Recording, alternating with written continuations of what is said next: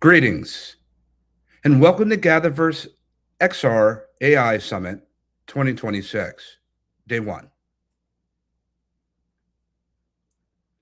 My name is Christopher Lafayette, founder of GatherVerse, and first moderator for today. But first, we'd like to thank you, all of you, who come to assemble with us from around the world, transmetropolitan, transcontinental, at this intersection of emerging technologies and humanity, and humanizing technology one conversation at a time. This is a very different time. When we think about the extraordinary accelerated fashion and the hyperscale of technology itself, whether we're dealing with artificial intelligence or whether we're dealing with visual intelligence, robotics, drones, the advancements of medical and scientific technology, so forth and so on, we've arrived so far. We've never been this way before. We have, in many ways, left the recesses of pages of books and novels, and we have seen these things manifested before our very eyes. We're heading into a time where technology isn't something that we tap against glass and that we stare and look at per se in a handheld device, but we're heading into such an era where we operate within these devices themselves. And in the physical material layer, it's translating and transferring into the virtual layer, if you will. We will be adorned in many ways when it comes to digital constructs, the polynomial constructs, hyperrealistic immersive simulations, and more. There are both women and men for decades that have been building and innovating such technologies, and you never even knew they existed. And at such a time as this, where we see the advancements of multi-headed agentic systems and large language foundational models, transformers, generative pre-trained transformers, diffusion models, adversarial models, if you will, and the ability to be able to create a digital world, not with only 50 humans or even one, but by a prompt. This is a different time where we're not only typing to our AI and conversing with it through multimodal capacity of computer vision and concatenative and parametric synthesis and all these words we throw around and all these new words that we're having to invent and to discover, because the world of technology has gone on a dramatic learning curve. That learning curve is daily because we've never seen this much technology shipped and deployed ever in the advancements of humankind in any given one setting. But with all that said, we've barely just begun. And the technology that we're about to interact with sooner rather than later is dramatic. With the considerations that XR is the interface for AI. And as the world was stunningly and shockingly, to this day, to this morning here in the West, elsewhere where you find yourself, shockingly caught off guard, ill prepared for that which is to come. It's time for a gather. Right now, all of you at GatherVerse.live and our various social streams, and thank you for showing up all over the place. There are so many of you out there, we don't even know how many exactly are there, but we know there's quite a few. We're thankful. It's time for a gather. If you consider the immensity of the magnitude of the different organizations dedicated towards ethical and sustainable growth and accessible growth, community and development and safety and privacy and wellness and care and compassion when it comes to innovation, are severely underfunded. That we are in a mad dash of ingenuity and development, vibe code, vibe design, so forth and so on, that has anyone stopped to consider the magnitude of what it is that we're building and the impact that will have not only on us, but in the future of generations to come? Because what we build and innovate today, we will live with it. And our children and our offspring will be the ones to inherit it. And right now, we have the smallest of windows and the smallest of openings to perhaps do something about this amalgamation of extraordinary human innovation and to calm these very rapid waters so that when we see the sunset of the horizon, this is a different time. This is a time for technologists to become educators, for innovators to lead with heart beyond the dollar. That we've seen the experiments of Silicon Valley and unicorn development and how far that has gotten us. And that at such a time as this, of AI disruption and XR scale, that the many people that have built these technologies are unemployed. Who will teach the way forward on what this technology will ultimately and inevitably become in the hands of humanity and civilization? Because if we as humans do not teach those who have no idea of that which is to come and the ones that are capable to express and to teach, if we do not teach them what this technology is, as serious as this is, if we do not teach them, then something else will. It's time for a gather. May our gather be well.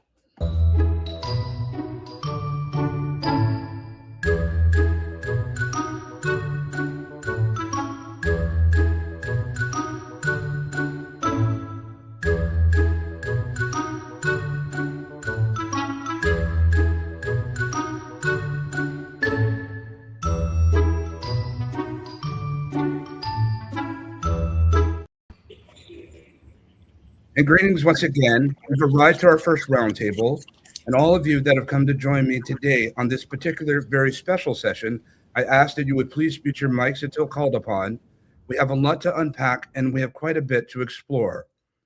There is much to be able to swim to the thick and thin of the innovations of what we see happening presently in this world that we find ourselves in, of innovation like we've never found ourselves before.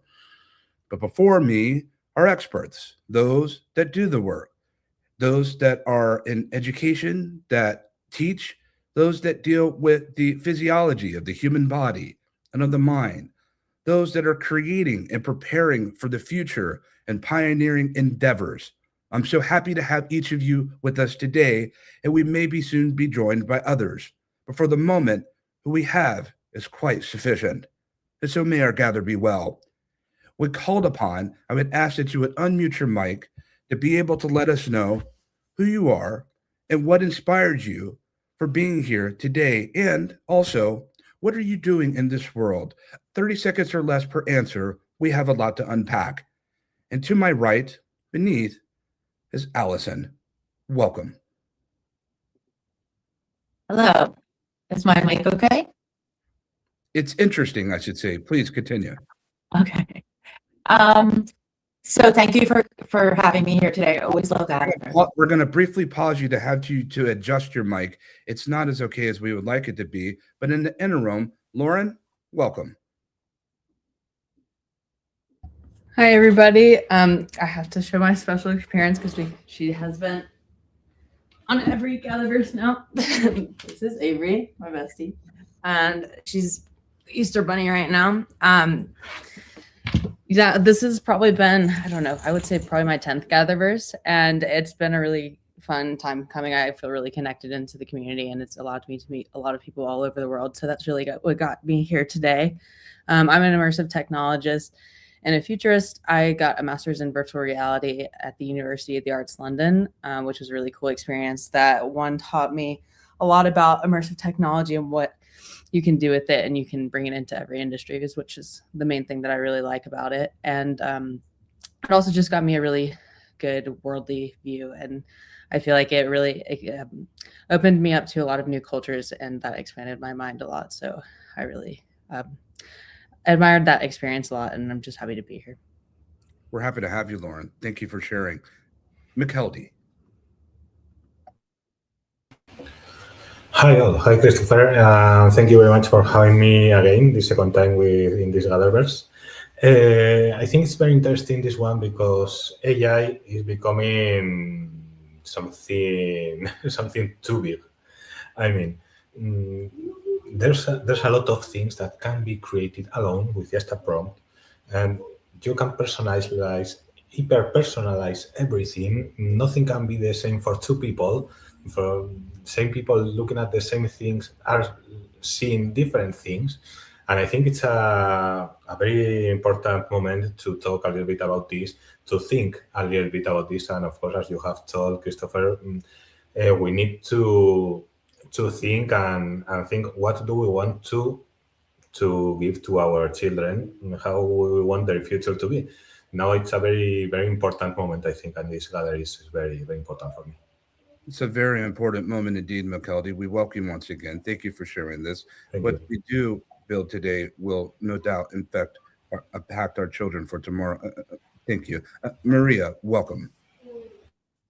Hi there. My name is Maria Soares. I'm an electrical engineer with a specialization in AI and robotics. I'm also very interested on this moment regarding not only AI, but emergent technologies. I feel it's a very important moment for humanity. So yeah, I'm really excited to be here. Not sure how many GatherVerse events I already participated in, but each one is different. And I think today is going to be a very special one. I would agree with that. And we're so happy to have you once again to join us for this very special and very important moment in humanity. Thank you, Maria. Stephanie, it's so good to see you again. Welcome. Thanks for having me here today. My name is Stephanie Sylvester. I'm co-founder of Avatar Buddy, and we're a managed AI as a service company. And what does that really mean? It means that we build AI agents and digital twins, and we manage those on behalf of our customers, and we provide advisory support. so that our customers can continue focusing on what they do well as they scale out their AI experience and presence. And what inspired you to be here, Stephanie? I just find that the GatherVerse conversations are aligned with how I view AI, how the world should be evolving. And so as much as I am a panelist, I'm also a learner. And so whenever I'm on these panels, I feel that I leave more enriched. And so every time I say, well, I need to give back more, and then I come on a second panel and I feel more enriched, and I'm like, I need to give back more. So it's now this circle of life that whenever there's an opportunity for me to share and learn, I want to make sure I take advantage of it. Thank you for taking the moment and for taking advantage of it. I too feel like the student every moment with GatherVerse. Thank you, Stephanie. Dr. Good, we're happy to see you again. Good morning and welcome to everyone who is joining us on X and also LinkedIn live stream. This is going to be an exciting panel. I can tell already by the people who are here. I am ready to enter the matrix myself. As a clinical psychologist, I deal with all kinds of folks with different ideas about AI. And now I'm helping people embrace, endorse, implement in ethical ways, anything from Claude to all its components and even some OpenClaw. Yes, it's going to be an exciting opportunity. And now with XR, where we're going to be able to be in the physical presence and permeated by something that we've never experienced before in this world. It is indeed exciting times. It's exciting times indeed, and we're very happy to have you, as well as everyone that's visiting us from every different live stream that we could possibly think of in the moment, including GatherVerse.live, where the majority are situated with us. We're so happy to have each of you with us, audience. And Allison, welcome back. Hello, is this better? It's a little bit better, but let's give it a shot. Okay, I am happy to be here, and I am the executive director of the Metaverse Chamber of Commerce. Allison, for whatever No. reason, it's not better. We may want to consider detaching the mic for the moment, but these things happen on a natural occurrence, and we certainly are tolerant of it. Let's just give it another shot, and we'll bring you back on in just a moment. We promise. And with that said, we're happy to have each of you with us. We're about to unpack and prepare on a number of different things. Roundtable. Please follow me and dance with me, if you will, as we'll be jumping around and covering a number of different topics that are on topic, off topic, and on screen, not on screen. And there's a lot to be able to move forward on this. I will be jumping around, but please be alert and ready for the incoming question that you may find yourself and any follow-up that may happen. Shall we begin? And so, getting to our first topic is perceiving reality, how XR and AR are changing the way we see the world. The world is becoming digitized. We've already known this for many of us that are here. Many of us are contributing to this actual installation that most of the world is unaware of, Maria. And when I think about this opportunity that we find ourselves in, and at the same time, this existential crisis we also find ourselves in, I see that many people in this world are so busy innovating and wondering and even educating themselves to come up with this, that they have no idea of the full fulcrum of what's being developed. And there's a small percentage, I would almost even say 1% of people who really understand and fathom this opportunity, and at the same time, this crisis within the self-same arena that we are in right now.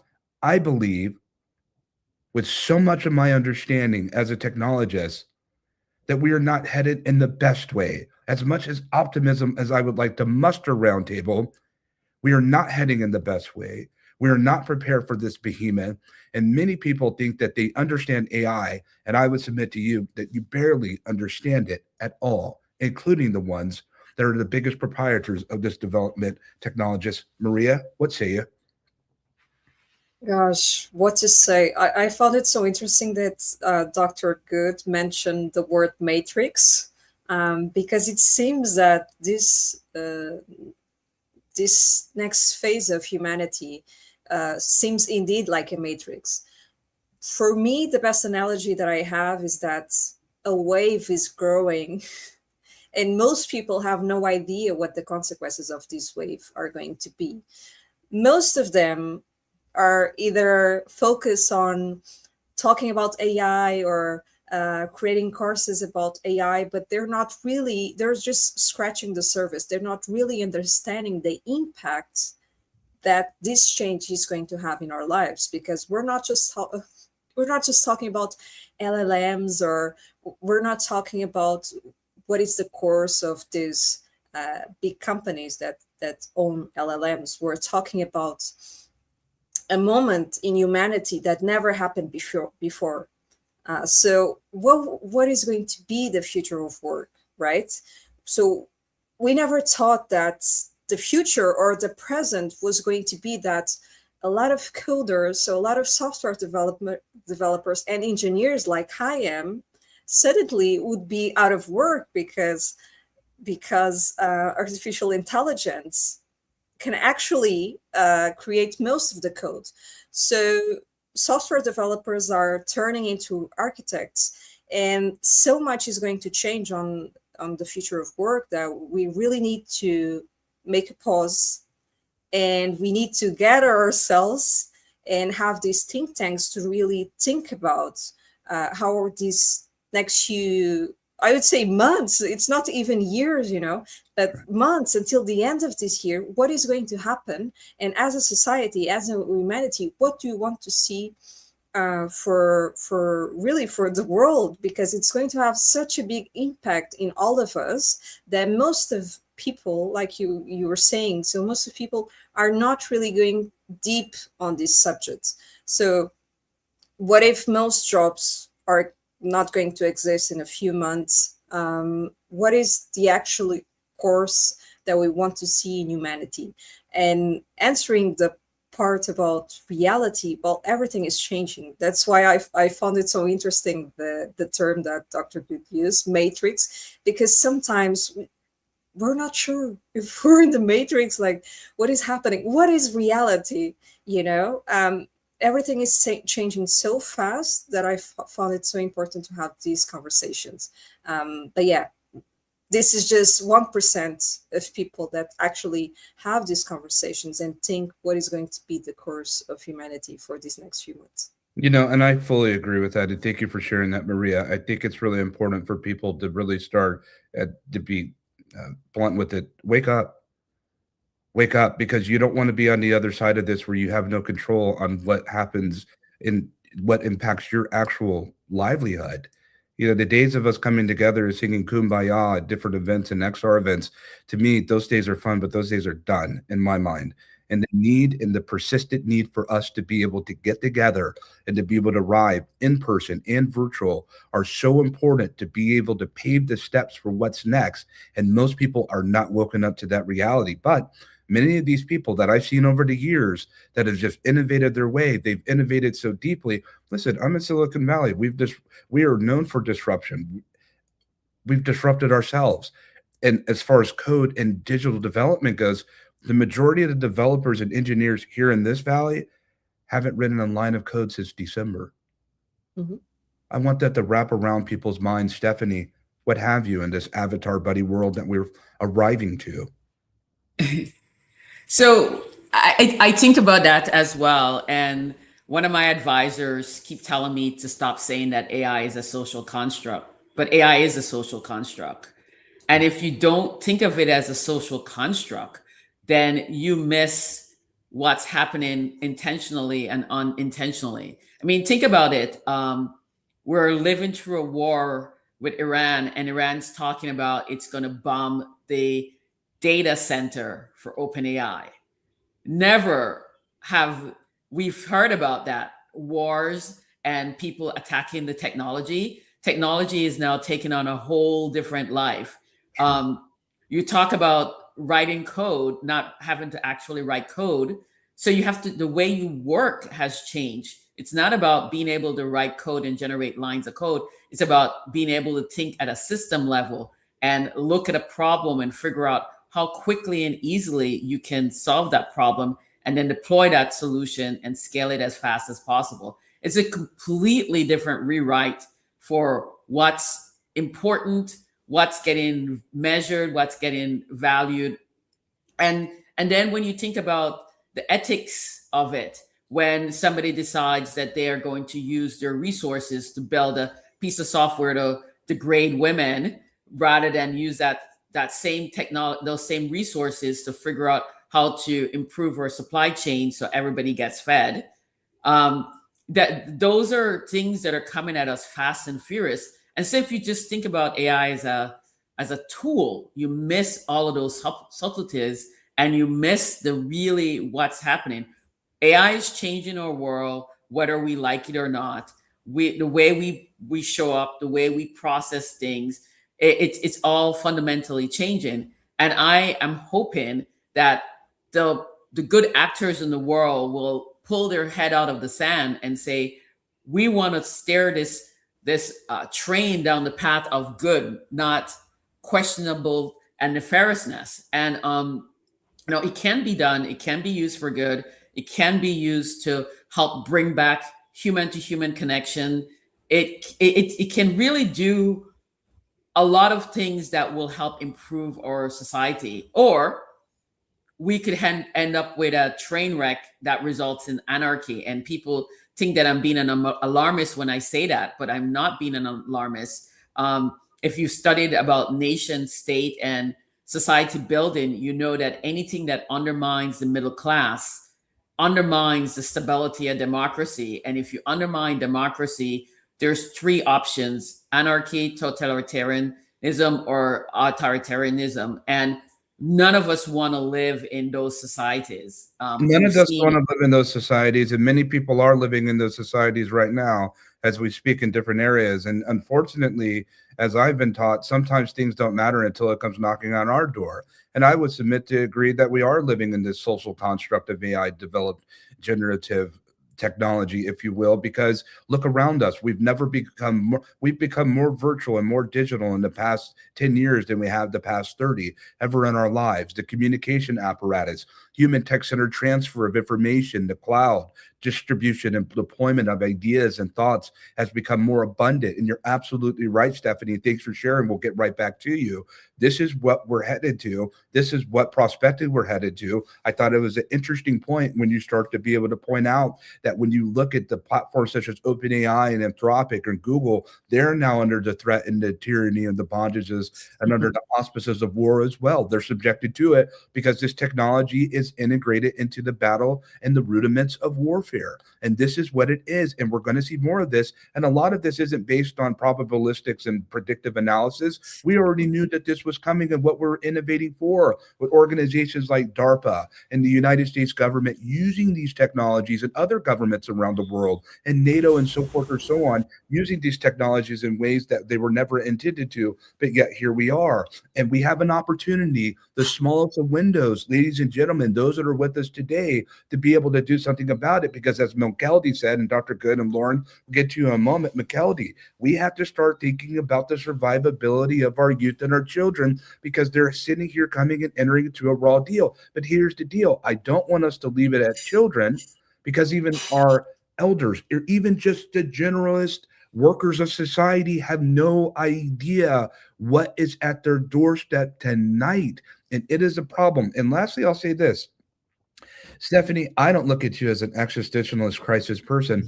Look, the so-called godfathers and godmothers of AI, they don't even agree with one another. One says that we're in impending doom. The one says it's a fallacy. But these are considered the brilliant minds of the world of this technology. Who's right and who's wrong? The ethical imperative is subjected to an influencer? I think not. I think now is the time for us to stop and turn them down, and to turn our hearts up, and to start to figure out what's going on between left and right. McKeldy, what say you, sir? Well, it's a hard moment, yeah, and with all this technology. Okay, as you said, the founders of the AI, the godparents, don't agree with each other. That's right, because they created this from many years ago, and right now we are seeing the results of so many research, so many data, so many information, and something interesting is happening, that that with all this information, it's been trained by us, by all of us. I mean, we're giving all that information to all these LLMs, and they are being trained with all our data, with all our consistency, with all the things we get free from the internet, from the products. When a product is free, it's not free, that you are paying it with your data. And all this data has been used to create or train all these massive learning models like Anthropic, OpenAI, and all of them. And I mean, and it's technology. I mean, I think a very important thing for me about technology is you can't build a product around technology. I mean, you just need to think about the people and see what technology needs to be created for that, for solving a problem. I think that we are just working with technology. Let's see what we can do with this new technology. Next week, another model, a different model will appear. Let's see what can we do with this. No, just wait a minute, just stop, just think, what do you want really to build? Not just thinking about that technology that that has been created with all our data, and just try to think about people. I think this GatherVerse is for that, for thinking about people, what we can create good for all people with this technology. And I think that's the more important thing we should live, we should try to make with all this. I think you have been talking, of course, about the war. War and all military technology is where the technology starts. First, the military develop technology, and then they show to us to just small pieces just to make other things. No? And I think we are seeing many things that we shouldn't be seeing, but it's also a part of the human being, all of this. So it's a pity, but it's like that. But it's in our hands that what we want to do with that technology, if we want to help people, or if we want just to make more and more money with it. I agree. And at the expense of people's lives is what it's costing. It's no longer making a startup deal, and it's no longer about adoption, traction, scalability, multinational. There's a little bit of pound of flesh that's involved with almost with every deal that Silicon Valley makes these days, whether we appreciate that or not. And I sit here and I think about what you said. Thank you, McKeldy. I think, and we'll be back to you in just a moment, as well as everyone else, Lauren, including you. But Dr. Good, I think about the immensity and the magnitude when we start thinking about what we want for big technology to make. And as McKeldy eloquently said, I thought that was rather beautiful, audience, whether you were truly paying attention or not. I certainly hope you were thinking about, instead of building a technology for things that we can do, why don't we take that time and build them around the needs of people? People would often say about Maslow's hierarchy needs and so forth and so on. But I would submit to you this, McKeldy, and the audience that's with us. Why are we waiting for big technology to build what we can build now? We've never had this much democratized access to tools that are as affordable as they are. We are entering into a phase when it comes to these frontier labs where we can build the very products that we use every day. I don't have to use your product and subscribe. We're in a subscribers economy, and we get locked and couched to other people's subscription-based services. They hike these prices up whenever they feel, whenever they want, and they're already generating substantial profit. And then they'll abandon the very products that we're subscribed to, that we're building to, because it's just not in their interest to build it anymore. There's no longer a sense of fidelity when it comes to these very platforms that we're adopting. So I would submit to everyone that's with us today, consider building and buying your own. And the energy that you're applying to be able to have other people change their ways and their modus operandi, I think those days are done. And we're getting closer to the idea that you and I can be able to build the very things that we want to be able to help introduce to our local and expanded communities global. And I find this will be a wonderful opportunity, Dr. Good. What say you? Well, do we take the blue pill or the red pill? I took the red pill a long time ago, but please. In 90 days, Optimus Prime will be online. We'll be coming out of the assembly line. And one of the wonderful applications is healthcare, XR also, but also Optimus Prime will be able to help our elders in nursing homes and at home. you'll be able to buy a robot for $20,000 who will be able to provide elder care, helping them get them in and out of their beds, personal care. And if you had to replace that person with 3 shift workers, that would be over $100,000 a year. So we will have robots that will be able to help us do all kinds of things.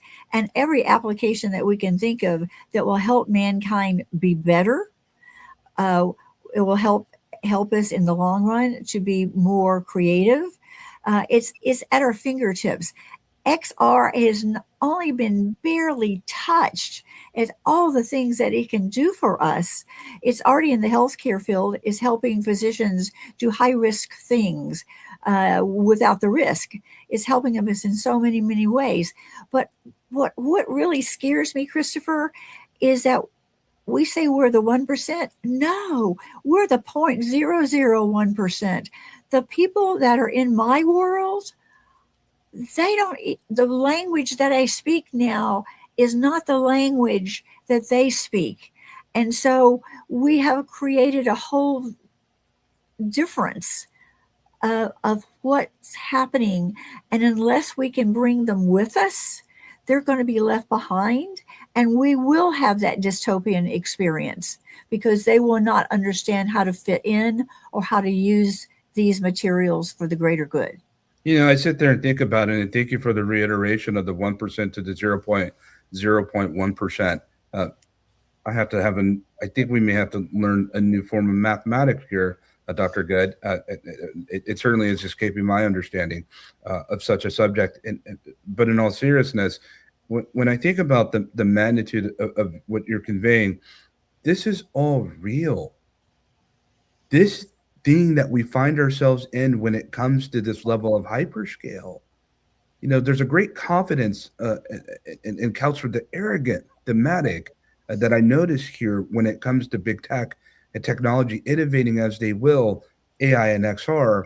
And the reality is that when you look at just the XR industry alone, Lauren, that folks such as Mark Zuckerberg, and we're huge fans of the generosity of Meta helping us start GatherVerse, but I'll have to tell the truth regardless, is that you spend tens of billions of dollars on a failed commercialization of XR, because that is one of the considerations that I would have this world to understand, that not every technology was made to be commercialized in the fashion in which you're wanting to disrupt and deploy it.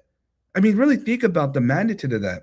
Tens of billions of dollars, and the very people that help build Reality Labs, many of them are being laid off and fired. They're done. We had a You're Fired summit 2 years ago, Lauren, and many people thought maybe that was a little bit edgy, but I don't hear that anymore. And just to think about what's happening, you are in a situation where you're unhireable for the very thing that you went to school for. If you went to school to be a technologist or an artist or a creative in a number of different things that you thought were once going to be hireable for. Those things and those jobs no longer exist, and we are being replaced by Optimus. We are going to be replaced by Atlas. We are going to be replaced and remove the human cognitive load and replace that with machines. Where there were jets in the skies, there are now drones. If you just consider the magnitude of that, where does humanity find itself at the height of the acceleration of these emerging technologies, known and unknown, seen and unseen? We have no idea what's being brewed in different labs today, and what we'll find, as Maria said, not in a couple of years, but in a few months. Lauren, what does it mean to be freshly entered into this amalgamation of technology from the younger hearts that are out there? And what are the challenges that you're met with when it comes to this technology? That's a great question. I think, like, as a designer, we're to a point right now, and we actually have the tools where it's very achievable to design experiences where it's kind of like we need to move beyond fitting to one size fits all, and we have to create experiences that are adaptable and inclusive to everybody, especially because as people are kind of working from more from home, it's allowing them to kind of adapt and really embrace who they are. So this means creating systems where we're kind of gathering information from what people need, and with like AI systems and content creation tools for stuff that I went to school 3 years ago for. A lot of people can do a lot of the things that I learned how to do, such as programming, just because we have the resources and AI systems where we can ask questions and learn on the spot. And learning is literally at our fingertips nowadays. So it's a lot easier to create experiences that are for different people of cognitive diversity, and we can create experiences that work tailored to each individual and each in different kinds of, like, for example, like different industries. We can make experiences that are great for businesses to use or educational systems. And yeah, so the challenges that I've kind of found is just creating things that tailor specifically to what people need, not creating something that is a one size fits all, like really gathering information and getting to know your client ahead of time, rather than just kind of assuming. So creating, for example, like forms that really hear out what the people need. Yeah, so the goal essentially now is not creating a uniform experience, but creating an equitable experience. It's very interesting when we start talking about accessibility and reaching out to people. And as rudimentary as that may have sound, I applaud it. I applaud it. We go for such high brow, Stephanie, when it comes to innovation.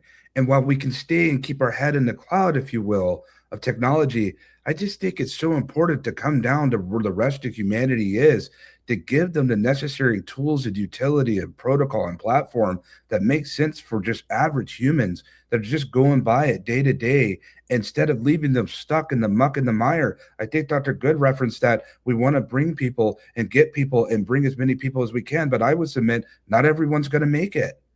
We're in the transitionary state. Do you know that most generations, ladies and gentlemen, they don't live in transitionary states of existence when it comes to industry and development? We've gone from agrarian to industrial one, of steam to electricity, industrial two, the information age, so forth and so on. And most people live within these generations, on these generations. But in the transitionary phase, especially when anyone finds themselves with generative technology, whenever there's generation, there's degeneration, because it comes from progeneration. So whenever you find yourself in a generative state, there is a degenerative state. In order for something to go up, things must come down. Unfortunately, there's a bit of a loss that comes at this turn, because when every single age that has come, if you will, when it comes to industrial age from 1 and 2, or from agrarian age, or from stone age to agrarian age, there's always been a gain in employment and jobs and opportunities. This is the first time we've seen a transition state where there's not a gain and there's a decline. We must innovate the way forward, and I believe it starts with some of the very fundamental rudiments that Lauren just spoke of. Stephanie, how do we reach the masses for global accessibility, as Lauren just expressed? So I will say that it starts with what's the purpose for why you have an AI company. So at Avatar Buddy, we started with the simple idea that if you create a digital mentor to help people who don't have mentors, and create this environment where people have an adult that believes in them more than they believe in themselves, they can then find the inner will, the inner power to transcend whatever it is that you're dealing with. It helps them be a better person. It builds their self-agency, self-advocacy, and then they love themselves. And the more people love themselves, the better it is, right? Because if you love yourself, you're less likely to engage in any kind of ism or phobias that usually causes you to punch down on another class that's not like yourself. And I say that to say that the reason why we are building out our solution is to make it accessible to everyone, and from a human standpoint. So we build agents to amplify people, not to replace them, but to amplify them so they can do their jobs faster, more productive, but also do it at a higher quality so they feel good about themselves. So they're at work, they're feeling good about themselves, they can get their work done. They have 12 hours worth of work. They're now completing it in 6.5 hours, 7 hours.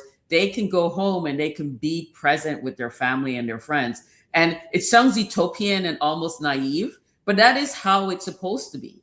where we get to a place where AI helps us increase our sense of purpose or sense of belonging, and in doing that, increase our human to human connection. And so sometimes I say to people, the deep fake is good, because since you can't trust anything you see, you must now re-engage in human to human interaction to validate that what you're seeing and hearing is correct. You must take the time to get to know a person, so that when you hear something about that person, you can discern whether or not that person is a true reflection of that person, or if it's a lie.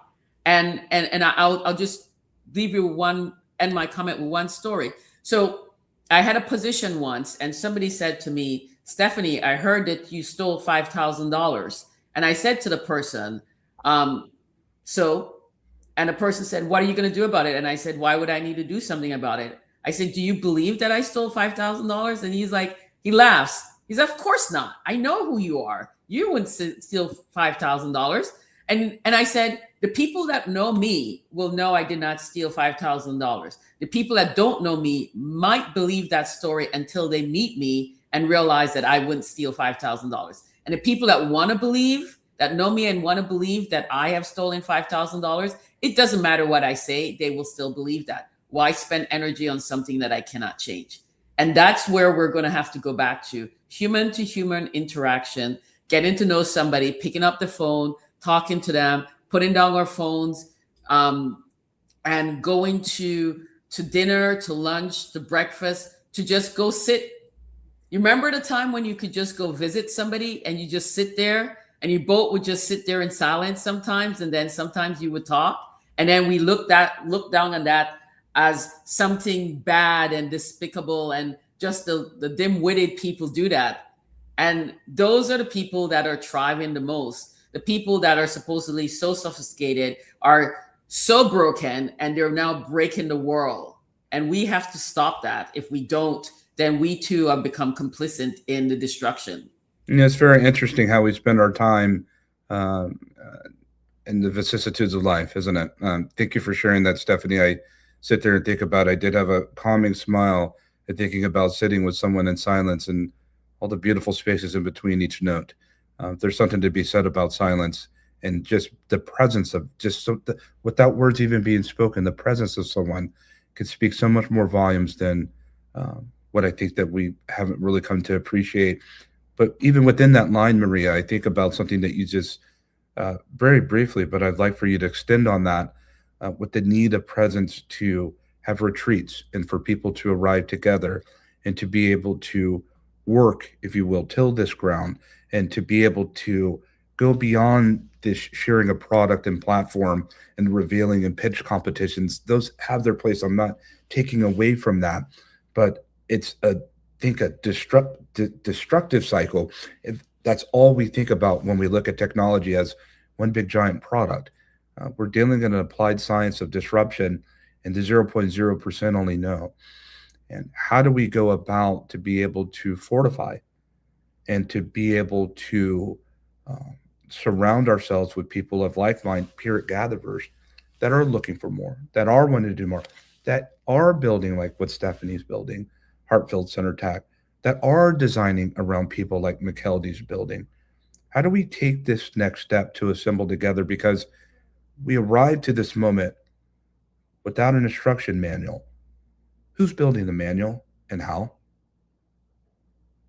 Well, I think so far we've pointed out so many interesting things, because we also have so much information going on.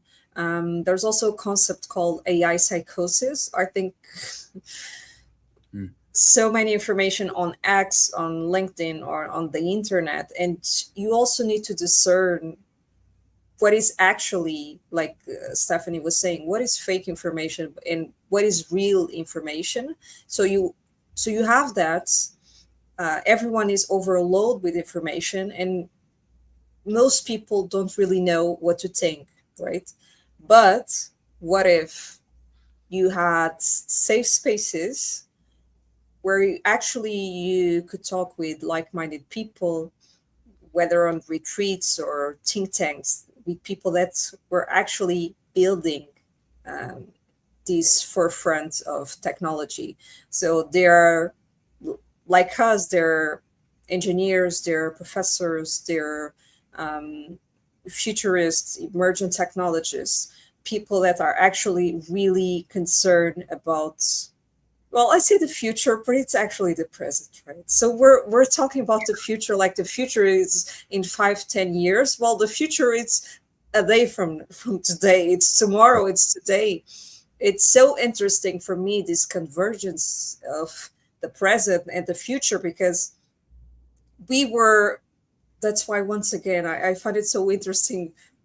We talking about concepts like Matrix and the red pill, and because it seems something pulled out of a movie, right? As you were saying, since December, who's coding? Who's like writing a line of code? Nobody's doing that. If you're a software developer, you're not doing that. You need to transform into an architect, right?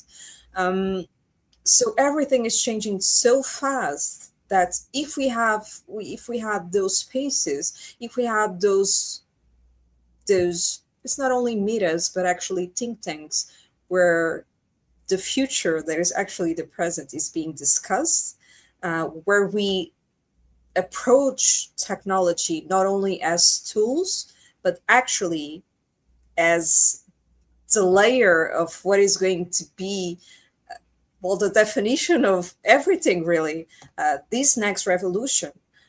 We really, as a society, need to have urgency in discussing these topics. And in this chaotic world, take a moment, do a pause, and make sure that the 0.01% are in the same room having the same conversation. I find that very interesting, and I find it fascinating at the same time that we're not having more of these type of dialogues of what's happening right now in this present day. And it just lets me know, Maria and Dr. Good, we're coming to you and McKeldy right around the corner. It's the same for you, Lauren. It lets me and reiterates the 0.1% that there are only such a few people that understand what's really happening in this present time. And I'm just led to believe that either through apathy, that people simply just don't care. And there are those that know and they don't care. There are those that do care, but they have little bit of impact to do anything about it. We entered into a world of Web 2 of centralized contracts and social platforms that we don't own. We don't control the algorithm. We can't communicate to our whole audiences at one time. If we want to go further into our audiences, we now have to pay for that. And to be able to we have to pay to speak to a human in a system that was once free, but it was never free. It was never free. And now here we are at the greatest height of a time where communication needs to go as far as it can. And we're severely limited and impacted through these platforms that we have been supporting. And so I look to say, in many ways, back to what Maria is saying, maybe it is time for a global cloud consensus. Maybe it is time to be able to arrive together in person and to sit here and work these things out and talk about it, but stay connected post-summit, post-gathering, post-think tank. It's not enough to sit here for a couple hours, even at GatherVerse, and to have a conversation, Dr. Good. That's just a spark, but something must ignite. What are your thoughts on this, Dr. Good? Well, well, I think a regret I have is that young people of today will never have the experience of walking into a coffee shop in Washington Square in San Francisco, into Ferlinghetti's Coney Island of the Mines Cafe, and sit down and have a coffee without a phone in their hand and only a book, and have people around you who will look up and acknowledge you and say, "How are you today?" and never ask your name. But suddenly we start talking about the book we're reading, whether it's A Stranger in a Strange Land, which was a biggie back in the day. Those kinds of things are never going to be the experience of our little ones unless parents make it happen. But the parents don't know what's coming. So the lack of education and the lack of knowledge on that level is scary as hell. I had an application I thought of about 10 years ago working with elders. Lots of them are very, very lonely, and they've never been able to travel. And like people, if you're from Czechoslovakia, your whole family's from there, and going to Prague was like their biggest dream. In Texas, we have a town called Prada, which is where all the settlers from Czechoslovakia went. If I could have an XR experience for these people to put on and travel through the land that they never got to go to and be relational with people who actually were speaking their language, and they're still doing their yakshimash, they're still going through all those things. How that would open up their world, how socialization would slow down things like dementia, because that is one of the keys of staying connected. So despite the fact that technology is technology, it can be the spark that creates connection. And as Russell says, we don't trust first, we verify first. And so we verify that we're good people, that we're good actors, and that we have the best intentions when we're using this technology. I would concur, and thank you for saying that, Dr. Good. And McKeldy, as I was listening under the sound of Dr. Good and all the other comments that have been expressed thus far, I think about these lines of perception. I think about there was a time where we can design and iterate and we can discern human factor ergonomics to be able to perceive these extensions of reality and say, okay, this is a digital construct and this isn't. But now the time has finally arrived, everyone, to where these diffusion models are generating scenes in video movement, and adversarial networks are creating visual installations where I, as a technologist that's been involved in this space in visual intelligence and spatial intelligence for over a decade, I can no longer discern between what's real and not visually in human eye resolution. And so, McKeldy, how much more further are we about to get with this when it comes to design? And what is the thing as a designer that gives you the most pause of consideration in the direction that we're headed when it comes to the marriage pairing of artificial intelligence and extended reality? Yes, well, there are a few things in what you have asked is very interesting. That when you are building, creating, designing for people, you can right now in XR use artificial intelligence to make a hyper-personalized experience for each person. That's something really interesting that can help a lot and give an unique experience for each people. That's very, very interesting. If we are using it for good, it's incredible. But I think that not everyone will use it for good. So I think one thing that Dr. Good said, that it's really, really the most important point is the education. I mean, education of our young and of ourselves, because right now the young people live in the world of immediately, the fastness, continuous stimulus, new stimulus all the time, scrolling new videos in YouTube, in TikTok, in everything like that. And how do you know if that content they are seeing is real, is fake, is not? I think that when we're building content for those users, XR, videos, anything, we need to be really careful that, and when a content is made by AI, you should note it so people know, okay, this is made with AI, and you need to go to the base creator of the thing. And that's the most important and difficult thing, that when users, they are all the time looking, they are not stopping to see where this is coming from. Is this true? Is not? But I think it's about the education. We can build, giving the users the ability to create or to watch something real, something virtual. They need to know what they are watching. We need to let them know what they are watching, and of course, make them the choice available to what they can see in each moment. And of course, for children, right now mine is in here. 1 second, come here.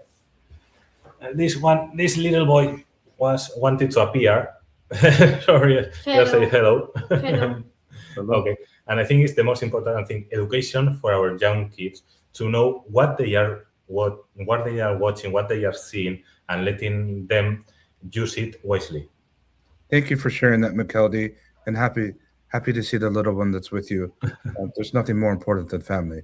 And That's so when right. we think about this, Lauren, with the few minutes we have, and we'll pass the mic around briefly. Where are the heroes at? Shout out to the superhero engine, She Summit. But where are the heroes at?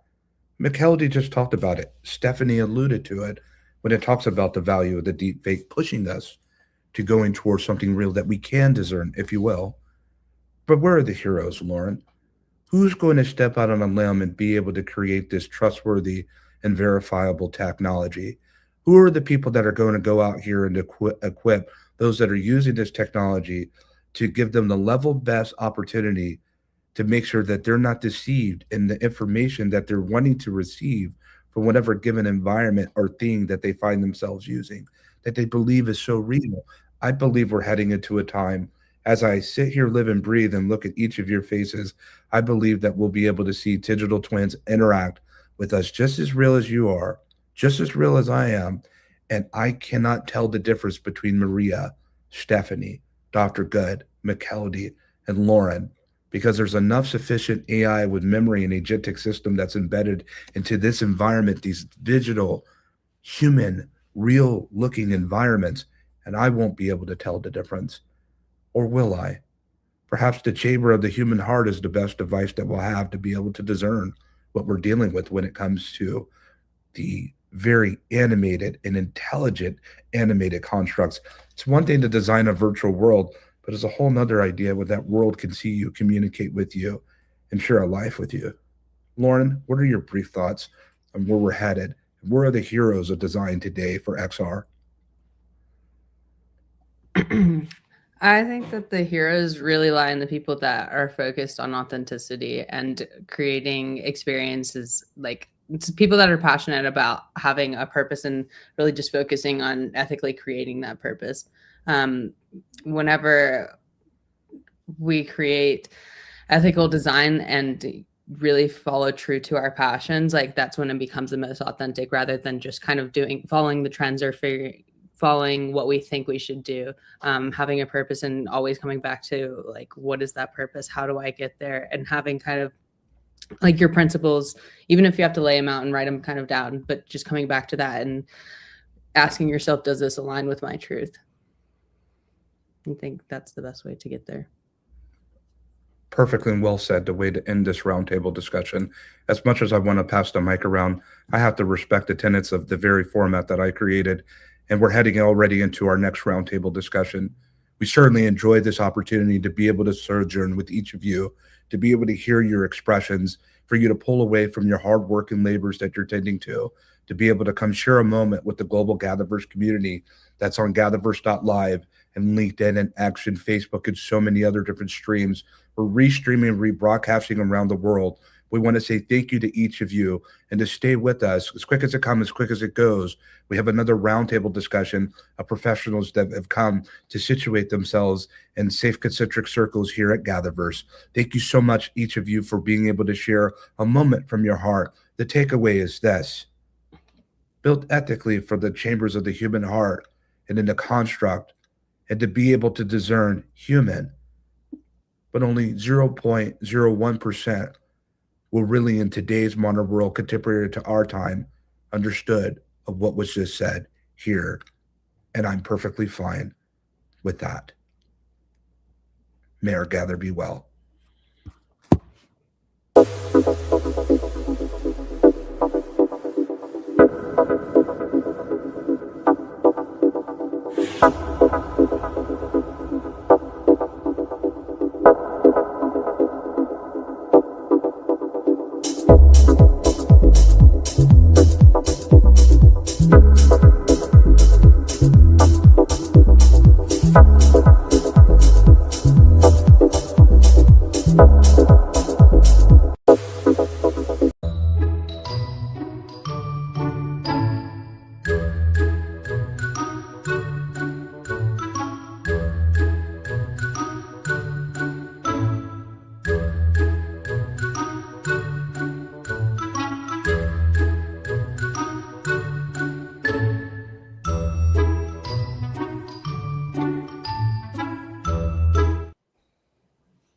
Hello and welcome to day two.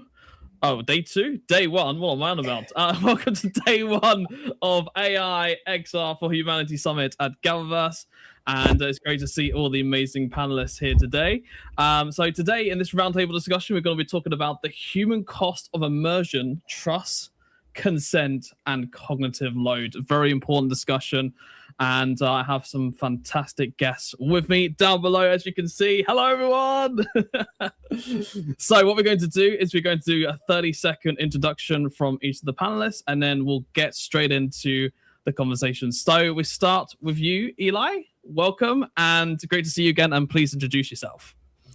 Hello, everyone. Can you hear me? Yes, we're loud and clear. Perfect.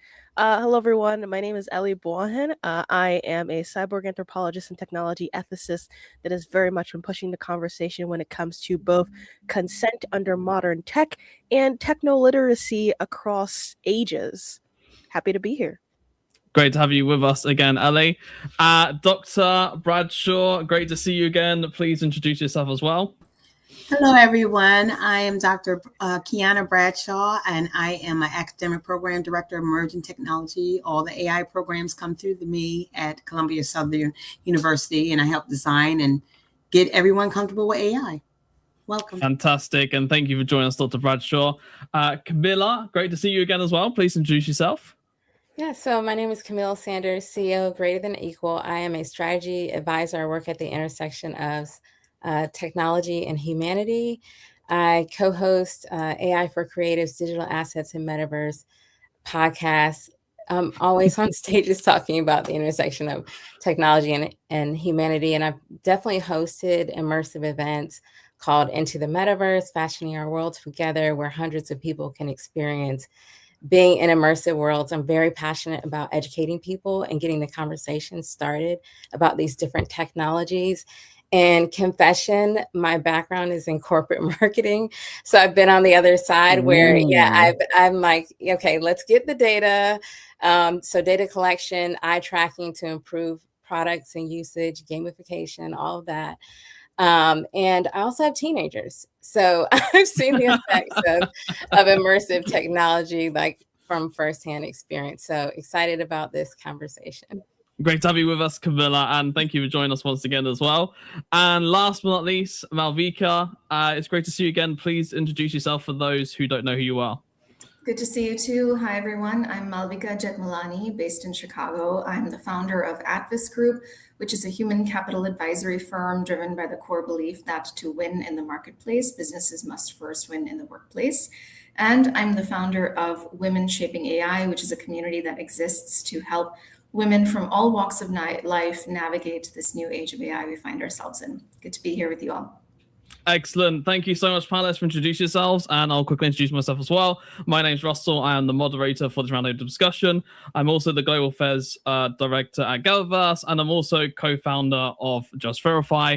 And Just Verify is basically focused on building the trust infrastructure for AI. So our mission in a nutshell is to build the infrastructure for both individuals and organizations and allow them the capabilities to have a more transparent, accountable, and verifiable future, and being able to independently verify these systems and also be able to confidently know what you want to trust and what you don't want to trust in a nutshell. So it's all about what I like to say, verify, then trust. So that is it from me. And now let's get straight into the questions. So question one is, what does genuine consent look like inside an immersive experience, and are we anywhere near it? So Camilla, I know you like to kickstart things off, so would you like to kick us off for this discussion as well? Sure. So I don't think we're anywhere near genuine consent, because if you think about consent, it's a long list of terms and conditions, and you just sign it, nobody reads it. You say, okay, because you just want to get into the experience, right?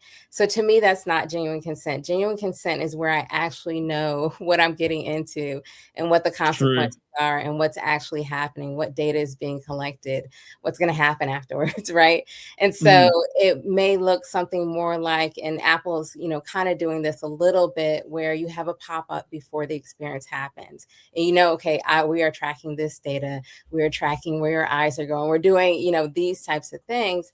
But I also like to bring up when you're talking about genuine consent, have we studied enough the psychological impacts of, the immersive experience? And are you consenting to that, the stuff that's happening in your subconscious, right? So that's a whole nother question, right? No, that's true. That is true. It's like question after question, right? But we'll obviously get into the discussions around cognitive load and emotional attachments and etc. But it is a very interesting question that you bring up there. Malvika, we'll head over to you next. Camilla was just saying about terms and conditions and not reading them. I mean, who actually does read them? Let's be honest.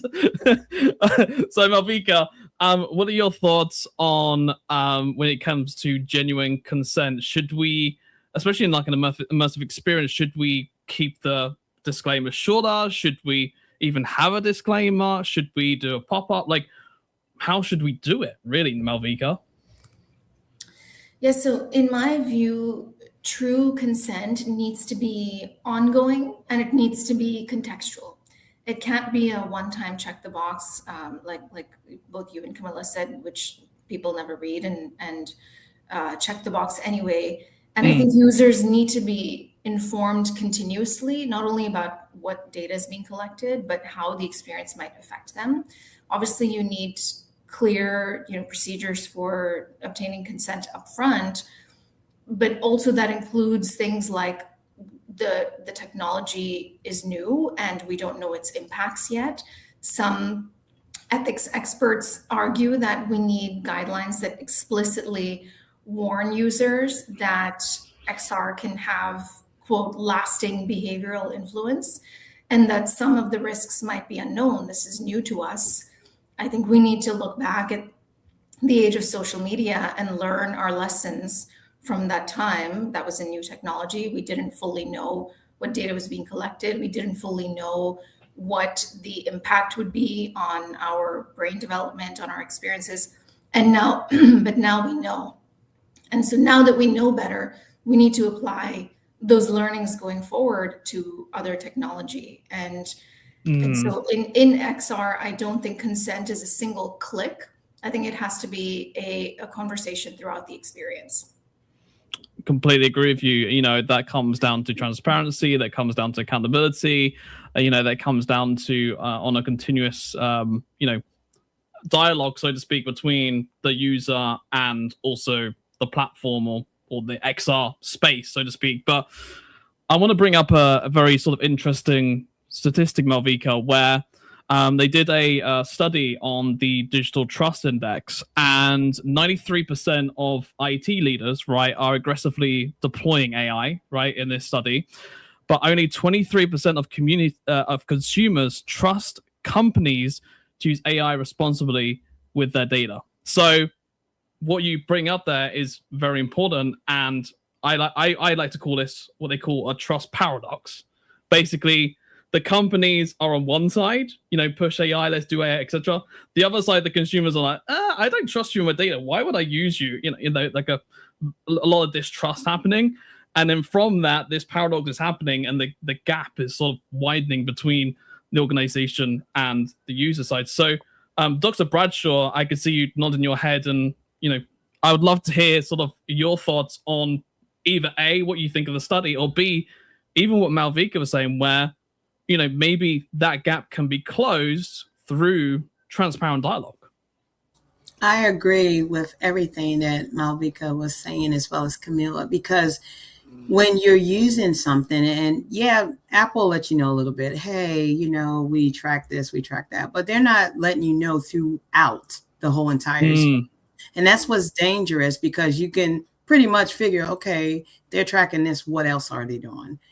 So I think they needed more transparency, more, notifications, and letting people know everything they track. I mean, not just instance or just some. It needs to be throughout, because I've been using these kind of environments since 2007, and I was saying to my colleagues, it's going to explode to beyond of what, everybody laughed at me. But now we're here. What are we going to do about it? What we're going to do about it, about all of not notifying people enough and taking that data and doing something you're not supposed to be doing with. Absolutely. And maybe even potentially other technologies could play a role within this, like, for example, blockchain. right?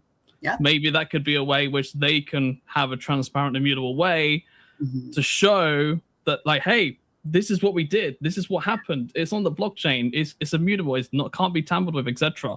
So maybe that could be an additional way where we can close this gap between both sides and say, this is a genuine way that we can build the relationship together, and this is a genuine way where we can have consent in this new immersive world. So let's go on to the next question, and we'll head this question over to you, Eli. What are we asking the human mind to carry in an immersive environment? This is all about the mind and coming up what Camilla was saying earlier, and that's why I said we was going to get to that sort of side of things. So, Eli, what are your thoughts on this? Yeah, definitely the mind is, if you're somebody who is more privacy centric, your mind is subconsciously carrying that lack of consent while you're going in, and you're not allowed the option of whether or not to carry that tracking information, which I do want to respond to a little bit. Okay. Within the sort of what we are carrying, what we're not carrying, that mental load and consent, I mean, even when we're building the models, you mentioned within that study of the gap between the users and the people developing it.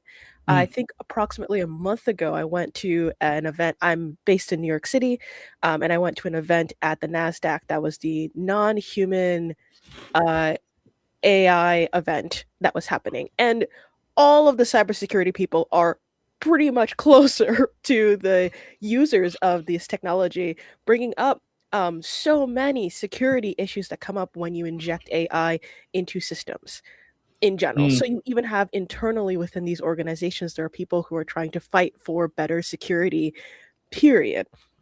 When you come back to the person within an immersive experience, like with an XR, be it with a VR headset or something in between, they have to carry both whatever is being tracked on them and the questioning of their reality and non-reality. Is that a car on the street or is that a product placement, right? Is my conversation with this person that I'm having in VR, is this a real person that I'm having a connection with, or is this an AI model built by the immersive experience in order to keep me here for longer? This is something we're seeing even within some customer service interactions where there is an impersonation of a real human for the phone call, but it is actually an AI model. And that's not explicitly being told to customers. So it all comes back into how educated you are on these technologies and whether or not it's going to sit in the back of your mind, or you're going to feel a little bit gaslit because something doesn't feel quite right. You bring up so many interesting points there, especially around, when you go into immersive experience and you don't know if it's human or AI, right? This is like when we talk about gaming, we talk about NPCs, we talk about fully autonomous agent systems within there that can act as if it's like a real person, but it's not. And this is why I personally think that we should have verifiable IDs for every single agent, so then we know who is this agent is. If it doesn't have a verifiable ID to it, then as far as I'm concerned, it should be removed and not even allowed in. But that's kind of like what I think from when it comes to the verification and trust side of things. But I definitely see your point, Eli, and I think there's going to be such a big distinguish between what is real and what isn't, which is discussed in the last roundtable. So I think there's just the problems adding up, and when you get into these immersive experiences, it's like, okay, what's this going to do to my mind? Like, I'm going to go crazy. I don't know what's real. I don't know what isn't. I don't even know, like, am I even talking to you right now, Eli? Like, are you like the digital avatar companion of Eli? Where you've gone onto a platform like Hey You, for example, who recently, released their product. I don't know if you've checked that out. You should.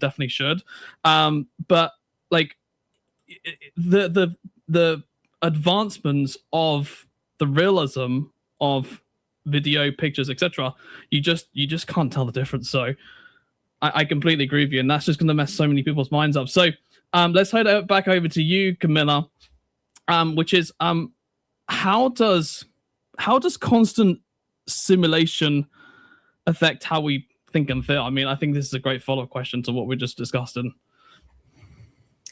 Yeah, it's and I think people don't realize now, people that have been in immersive environments, they do realize this, that the mind, it tricks the mind into thinking that it's real, right? And so that's why we are carrying the same emotions as we do in real life into these environments, because it actually feels real and you do feel immersed in that. And so you're in a completely different world than what's happening in real life.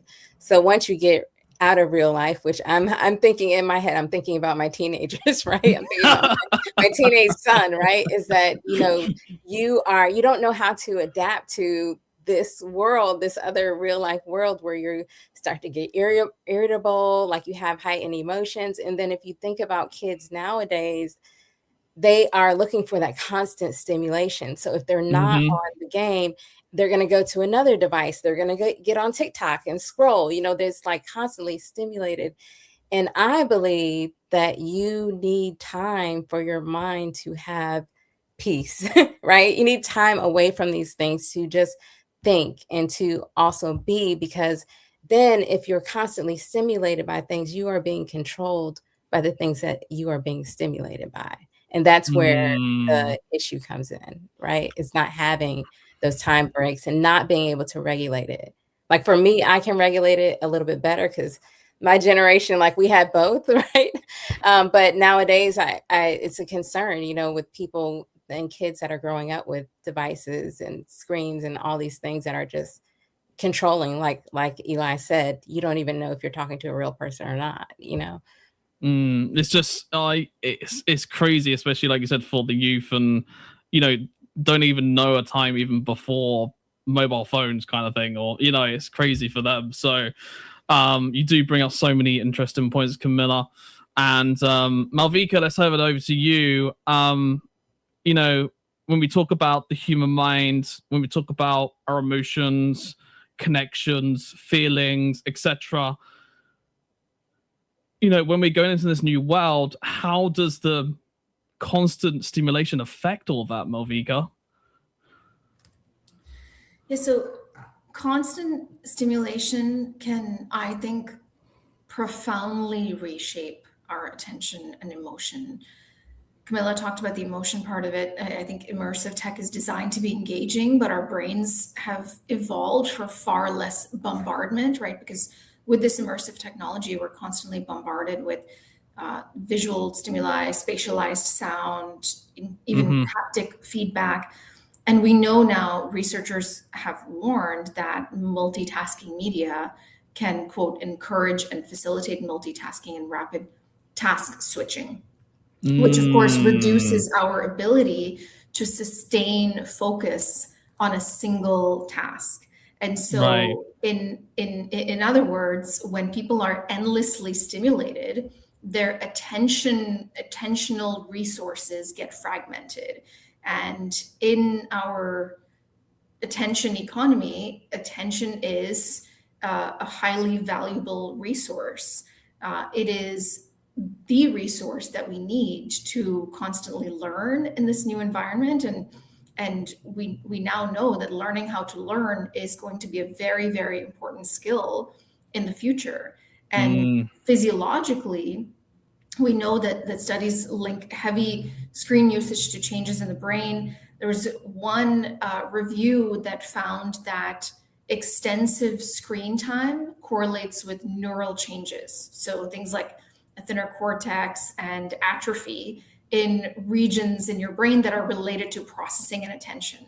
And that study was done on adolescents between the ages of 3 to 5. And it was, of course, done with 2D devices, but I think the principle still holds. If a virtual world is constantly vying for your attention with motion and color and updates and rewards, you risk that sort of same overload. And so these 24/7 immersive feeds prime our brain's reward circuits like a digital dopamine loop. But they train us to crave constant novelty. And over time, this sort of rewires what we notice and how we feel. And so that can even result in things like anxiety and decision fatigue. And you can see how that can have a ripple effect on all aspects of your work and life. That is so true.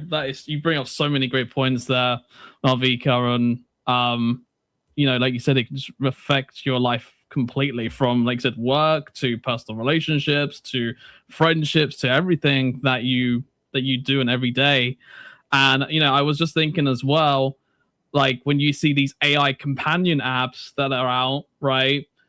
They have gone up so much. Like since 2022 to today, they've gone up by 700%, right? Because of the addiction of them, what you're saying, Malvika. So because they want that all the time and that stimulation, they love these AI companion apps because they keep going back and back and back and back. And if we have, was it 66 billion neurons, I think, in our head? I can't remember something like that, 68 billion. But the fact that we have over 60 billion neurons in our head, and all those neurons are getting stimulated, and like you said, it changes our mind. It's like, how's this going to affect the youth and the future, and even ourselves as we go into the AI age? So I completely agree with what you're saying. So let's head over to you, Dr. Bradshaw, and then we'll go to you next, Eli, on this question, which is, does deeper immersion reduce a person's ability to critically think or voluntarily disengage? We were just discussing about that. So, Dr. Bradshaw, I would love to hear from your point of view and everything that you've done within your academia and your experience of your thoughts on this. It really does. It really does. I've had classes where I teach and we go into the immersive world. We have an immersive environment, take students in there, but the time is limited because I notice if they're in there up to 2 hours, something's going on. And students start acting, they get a little distracted, then they do other things. So he said, no, you're going to be in here for a total of 35 to 40 minutes. You're not going to be in here for an hour. I have to limit that way because I notice students start doing other things. And then they start, oh, I don't know, I just want to look around here. They don't want to work on that project anymore. They want to do other things. So yes, it has to be limited. Same in my house. My kids are 10, 13, and 14. They know game time, immersive time is limited to half an hour. And I make sure I put it on there. So I cannot. Sorry, mom says no. Yes, because my brother, they look at their uncle and he's on a game for 8 hours. That's a full-time job. I can't do that. And I'm not going to allow them to do that. So yes, it really will critically. They're not thinking critically, because when I tried an even longer time, I noticed the patterns of what they would do. They do other things. They get distracted. They're like, well, let's explore something else. They don't think like they usually do. So yes, there has to be limits on the amount of time that you let any one user to be within that virtual world environment. You have to limit it because of what would happen to their brain patterns. They don't act the same. They just don't. I have a follow-on question for you, Dr. Bradshaw. Yes. Do you think this is the reason why also we have so much ADHD, or what's the other ones? I don't know, and all that sort of stuff. Is that the reason why you think we have so much of that? I think so, because I saw my brother, his past girlfriend used to just give her son a game control, and he was like 2 years old. And every time he used to sit up there for hours, I said, get him off that game. So yes, I think that's why he developed ADD, because all he would, I know how to keep him quiet. Put that in his hand. That's not what you need to do. You don't need to do anything like that. So I think it could stem to deeper psychological problems or something. It can. I agree with you, Dr. Bradshaw, and thank you for sharing your thoughts on that. It was just something that I thought of, just right there and now. I'm thinking, ADHD, ADD, etc. I'm just thinking, this is why so many people being diagnosed, and it's going up. I mean, you see on the stats, it's going up too. So, but anyway, thank you so much for sharing your thoughts, Dr. Bradshaw. Eli, same question to you. Does deeper immersion reduce a person's ability to critically think or voluntarily engage from your point of view, Eli? So I'm actually of a differing opinion. I disagree. Okay. I disagree on both fronts. So working backwards from the ADHD, as a person who grew up with not that much screen, I actually do have ADHD myself. I rarely speak about it. I grew up doing origami and drawing and making purses out of paper with staples, which were not fun, but that's what I did. But I still have ADHD. It allows for me, in the ways that I've navigated it, to think critically and think in so many different dimensions, and thus I can bring together disciplines within cyborg anthropology. I think that the higher number mostly comes from better diagnoses. As a friend of mine, Rebecca Braverman, is researching within the mind, and she is amazing. Within the deeper immersion, and that's a bit of the researcher mind in me, the length of time, 100%, we should be limiting that. The depth of the immersion is where the conversation happens, because if somebody is in a hyper realistic avalanche simulation in VR, like wind in their ear, they can feel the vibration all across their body, and they're in it for 5 minutes. That's entirely different than something with significantly less graphics for double the time or even longer. So when we're talking about the depth of the immersion, I'm thinking of graphical interfaces, I'm thinking of this sound design, I'm thinking of how real are we getting this thing that's happening to this person. I Right. think that the depth of it needs to be regulated, like check-ins of, hey, maybe you should step out. But I don't think it reduces critical thinking. I think it can actually help, because if you create a really in-depth simulation of somebody talks to a therapist and they create a VR simulation of a social interaction that they're super nervous about, right? They get guided through that just a little bit for 5 minutes, sitting through, okay, this feels real. Let's talk about the feelings that came up in that simulation, right? You can think critically, you can review through a safer distance of that experience. So I think critical thinking, especially in games, which I also experienced and loved growing up, games and simulations can bring about critical thinking. It's the length of time and reminders that this is a simulation and this is an immersion and not reality. Honestly, it makes me think of my time when I went into, I was at a conference and I wore like this headset and they had like this thing that you could stand on and you could walk around and run on it in the game. And, you know, I was going around shooting zombies or whatever at the time. After 5 minutes, I had enough, honestly, because as soon as I got that headset off, I was dizzy. I felt sick. There was a bunch of, and I was like, I don't want to do that ever again. Not if it's going to be like that. I'm like, no, I'm okay, thanks. Exactly. Like 5 minutes of that really in-depth simulation, you were like, I'm done. But there's so many zombie shooter games that exist out there and people can play them for hours, right? So that depth is really, really key. No, I completely agree with you. You know, it's different when you're wearing a VR headset versus, you know, just playing it on your screen. 100% agree with that. And I do agree with you, Dr. Bradshaw. I think, you know, limitations have to be put in place, time limits, etc. And maybe, you know, other things that should be in place too to stop, you know, people just playing it all day. So I guess my next question is, what responsibility do creators and businesses have for the lives of users? I mean, we spoke about, you know, also, you know, 93% of IT people are, you know, more immersed and pushing generative AI versus 23% of consumers who actually trust it, so to speak. So let's dive into this a bit more of yourself, Camilla. What are your thoughts on what responsibility do creators and businesses have for the lives of users?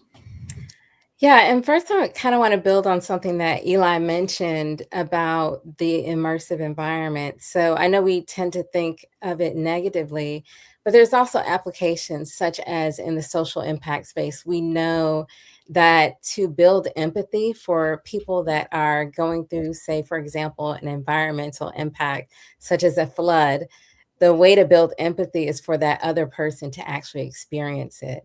And when we have these immersive technologies, you can actually experience it. And they've done this with like classrooms and with kids and you know, other people. Like you get these political officials to actually experience what has happened, and suddenly you have this empathy and you want to do something about what has happened. So it does change the way you think, but sometimes it can be for good, right? There's applications that can happen for good. So going back to what responsibility businesses have, well, that's the question. What is the good that you are doing with these? And if you can manipulate people to stay in these games longer and longer, then you should have a responsibility for what happens after the fact. You should have a responsibility to make sure that some of these experiences are positive. And I think it goes back to what you said in the beginning, Russell, about transparency and accountability. You have the responsibility to be transparent and say, hey, this is an AI avatar, or you're talking to an AI agent right now, or you are, or even the ongoing consent that we talked about earlier. Like, you have that responsibility so that people understand actually what they're getting into and what they're doing. And you also have a responsibility for safety for people. So when I go into an environment, I want to feel psychologically safe. I want to make sure that my kids are, that I have different parameters that I can exit a situation or I can block a situation. So giving users more control over that. Yeah, so I think it is a responsibility of the businesses that are creating this, because a lot of times the people that are using it don't have that knowledge. I agree so much there. And I think, in order for any consumer or user, or let's say even human being, really, for them to be able to trust your company and for what you do, then there needs to be ways in which you can build that trust and relationship with them. And I think this is why verification and trust is so important, because, for example, being able to verify that your models are safe, or that your AI agents are safe, or that they're identifiable, etc., I think that is so crucial and so important, because then if a person says, oh, hey, I can see that this has a, let's say, verifiable ID, say this is a verified agent, so to speak, 1921 or whatever you want to call it, then the fact that you can see that is so crucial and important, because then that lends you to say, A, that's them being transparent, B, they're being verifiable and identified, and C, that the way it allows things to allows the user to trust sort of what your business is doing and what you're doing as a company. So I think verification is important. I think trust is extremely important. And if you want trust from your consumers and your users, or anyone using even like your AI or whatever you're doing, I think that's fundamentally foundational important. And I think verification is important to that. So let's head over to you, Malvika. What responsibility do creators and businesses have for the lives of users? I will repeat the question to yourself as well, Malvika, because I'm sure you have a lot to say on this. I do, yes. So I think everyone building XR has a serious duty of care toward users. And we know that unlike passive media, XR characters and platforms can deeply affect people's bodies and minds. We've already talked about that. And we also know now that ethicists are already making a strong moral case for prioritizing user safety. So what that means to me is, I think organizations can't be passive and wait for something to go wrong and then implement a fix retroactively. They need to red team. They need to anticipate harms, and they need to actively mitigate them. And so, for example, we need to embed safeguards throughout the product lifecycle, from design reviews to safety features. We need governance similar to physical products, like XR, compliance, for example. And that includes obviously protecting personal data. It also includes enforcing age-appropriate experiences and preventing known issues like harassment, addiction, misinformation. We know that tools like moderation, transparent AI policies, and design for consent are real concrete steps toward this journey.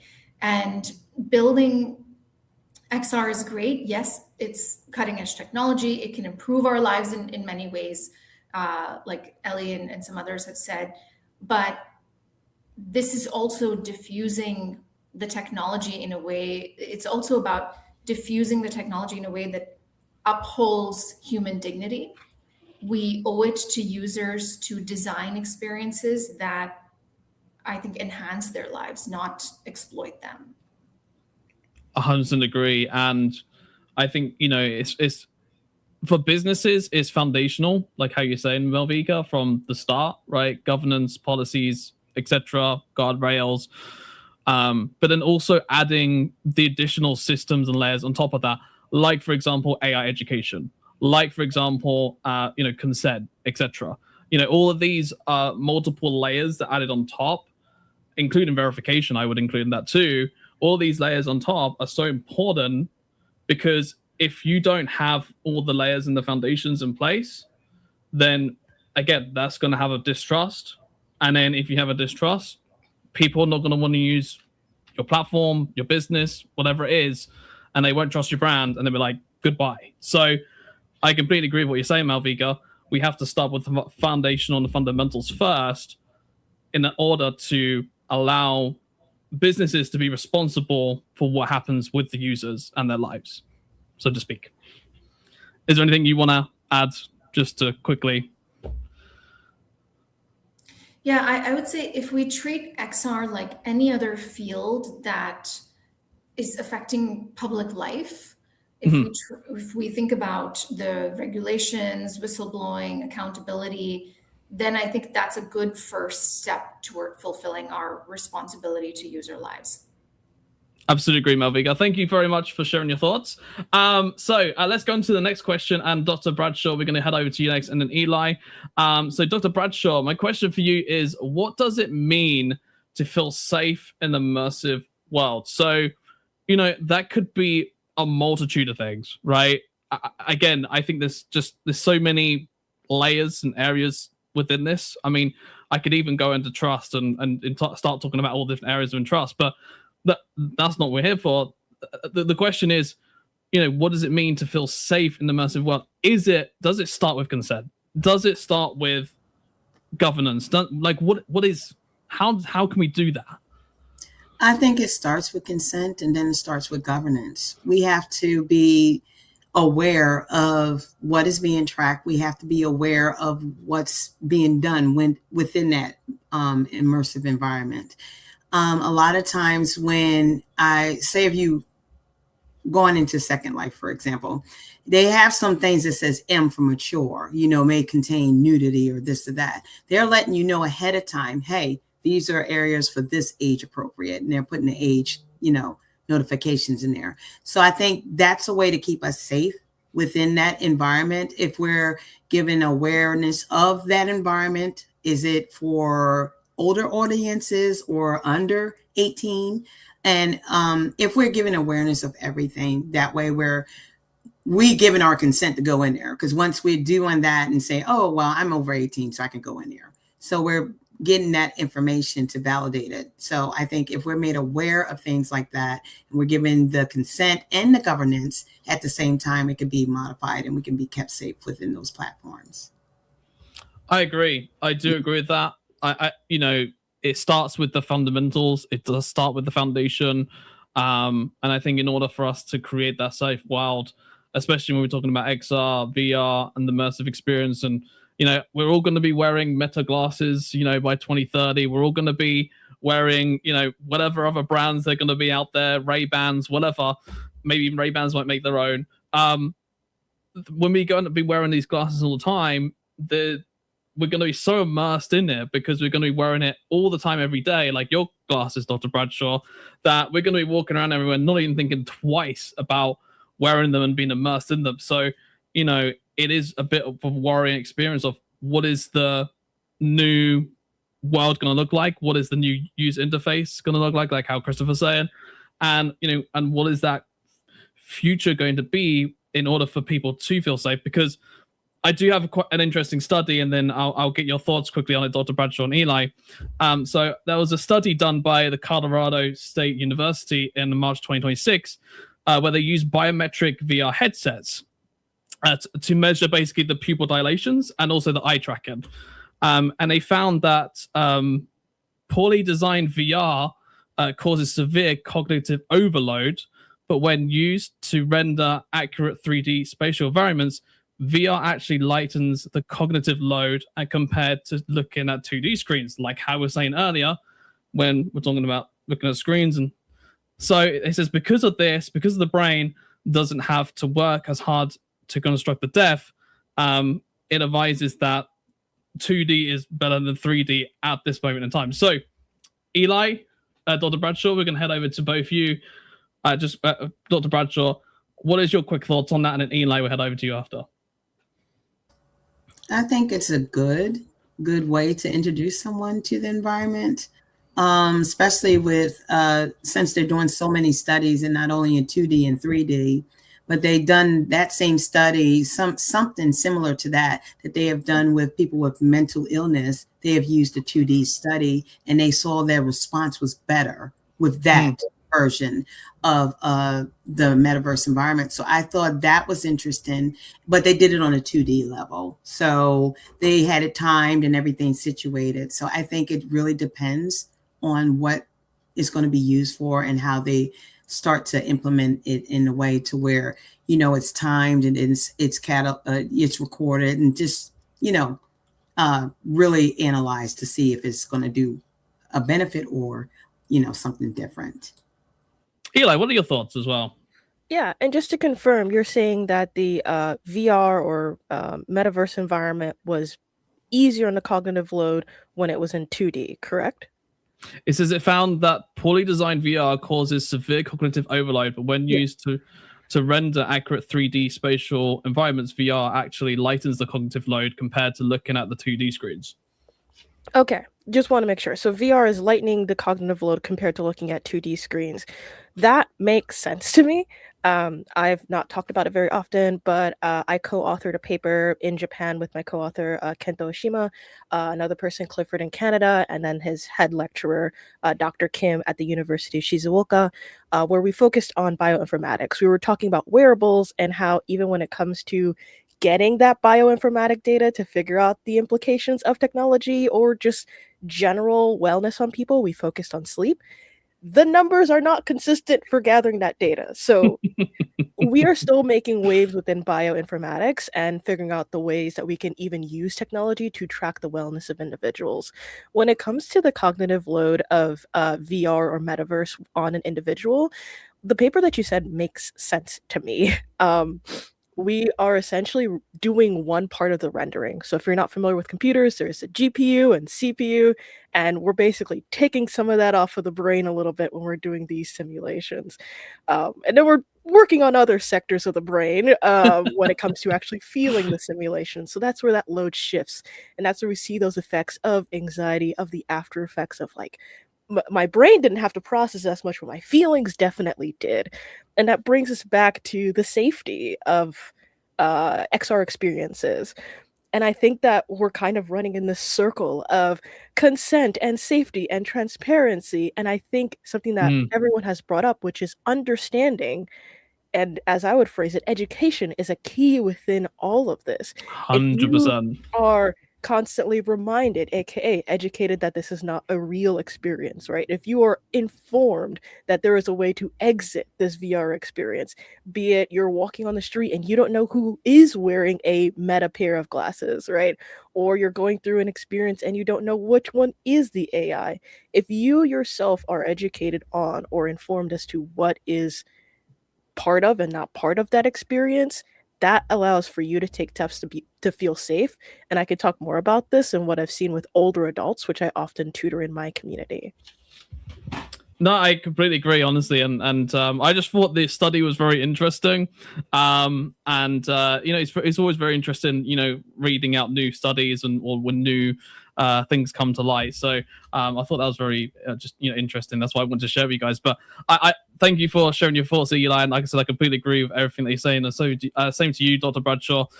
So we've got 5 minutes left. What I want to do is do something a little bit different, just to finish the show off. Oh, not sort of the show, the round table, to finish the round table off, what I want to do is basically just quickly, in maybe 1 or 2 words, what is something that you would like to see between AI and XR, or like any sort of immersive experiences? Is it that, for example, I want to see more people wearing glasses, XR glasses, for example, or I want to see, you know, more consent happening on these websites? Whatever you're sort of feeling or thinking, I'd love to hear just kind of like your thoughts quickly from each of you on what you would like to see in the future. So Malvika, we'll head over to you. What's something that you would like to see between the AI and the XR sort of world coming together, so to speak? I think what I would like to see is an acknowledgement and understanding that we are not just building cutting edge technology, we're shaping human experience at a much deeper level. We're shaping how people think, how they feel, how they relate to each other, and even how they understand themselves. And so what I would like to see more of is creators of this technology designing with human dignity and human agency in mind. Camilla, over to you. What's something that you would like to see? Yeah, so I think one thing that we didn't talk about that much was when you talk to people that are in these immersive worlds, you learn about people that have disabilities that cannot go outside to interact with people otherwise, or don't want to because of the mental load that it takes just to be judged outside. You learn about people from other cultures and other continents that now we're able to connect with each other and talk to people from across the world. And so what I would like to see more of is access, and in a positive way, but access where we're breaking down those barriers and connecting with each other. So greater human connection. Dr. Bradshaw, over to yourself. What would you something you'd like to see? The same as Camilla, access, because you could reach someone even in remote places now that the technology is advanced so much. So I think access is really important, and understanding that we shouldn't, even though we have access, just do it in moderation. That's all. And last but not least, Eli, what is something that you would like to see? Agreeing across the board, access, education, and respect. I think bringing up the point that was brought up earlier about that cutting edge technology and respect within that. What are we cutting to make the bleeding edge bleed? And if you're going to profit or benefit from an empathy economy, you cannot react passively to the consequences of it. Let's connect, but let's really think about it. That is all we have time for, Eli, Dr. Bradshaw, Camilla, and Malvika. Thank you so much to each of our panelists. Thank you to also everyone for watching and tuning in over at GatherVerse.live and also in the GatherVerse community. I really appreciate your time for this roundtable discussion. Make sure you check out Camilla, Dr. Bradshaw, Eli, and Malvika. Go to their LinkedIns, follow them, connect with them, have a discussion with them. But I'm afraid our time is up. And also, thank you very much to the GatherVerse community. And this is it for this roundtable discussion for the human cost of immersion, trust, consent, and cognitive load. And up next, we have Lynn, who's going to be with a fireside chat with Karen to talk about the human contract of AI and XR, what we refuse to normalize. That is it from us. I'll Gather as well. Over to you, GatherVerse team. Goodbye. Thank you.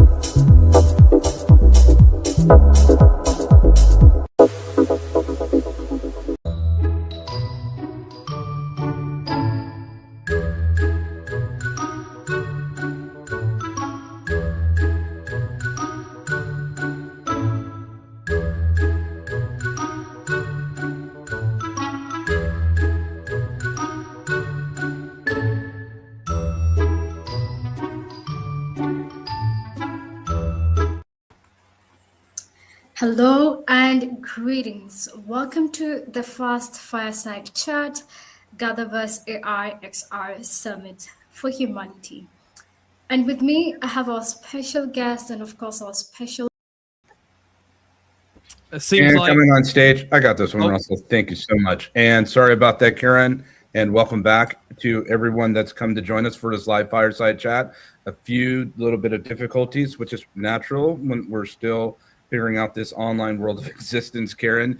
With as much advancements as we have, you would think we would be a little bit further, but yet here we are. We're so very happy to have you. And with me is Karen Alexander, who comes to us from many different backgrounds of areas of expertise, certainly within the XR environment. And she is one of the co-founders of an extraordinary group and organization called XR Women, which we are huge fans of here at GatherVerse. And so we're very happy to have you, Karen Alexander, to be able to spend some time with us to better understand the rudiments of the human contract for AI and XR, and what we certainly hope to refuse to normalize.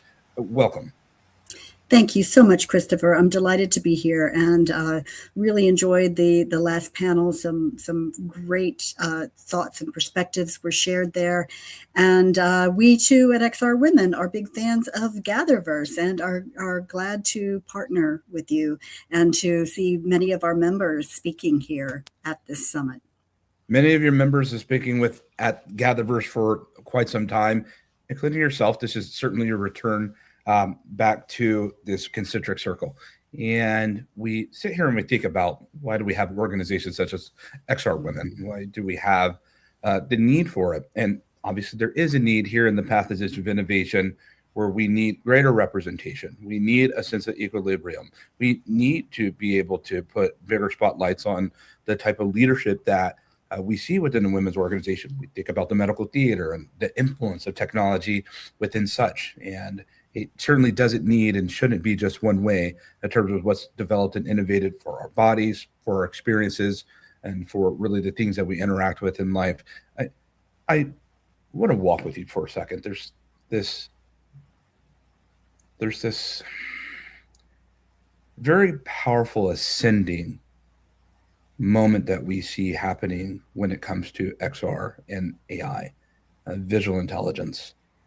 And we're seeing these sciences, these applied sciences, pair and cross compare together in ways we had a sense of what was to arrive.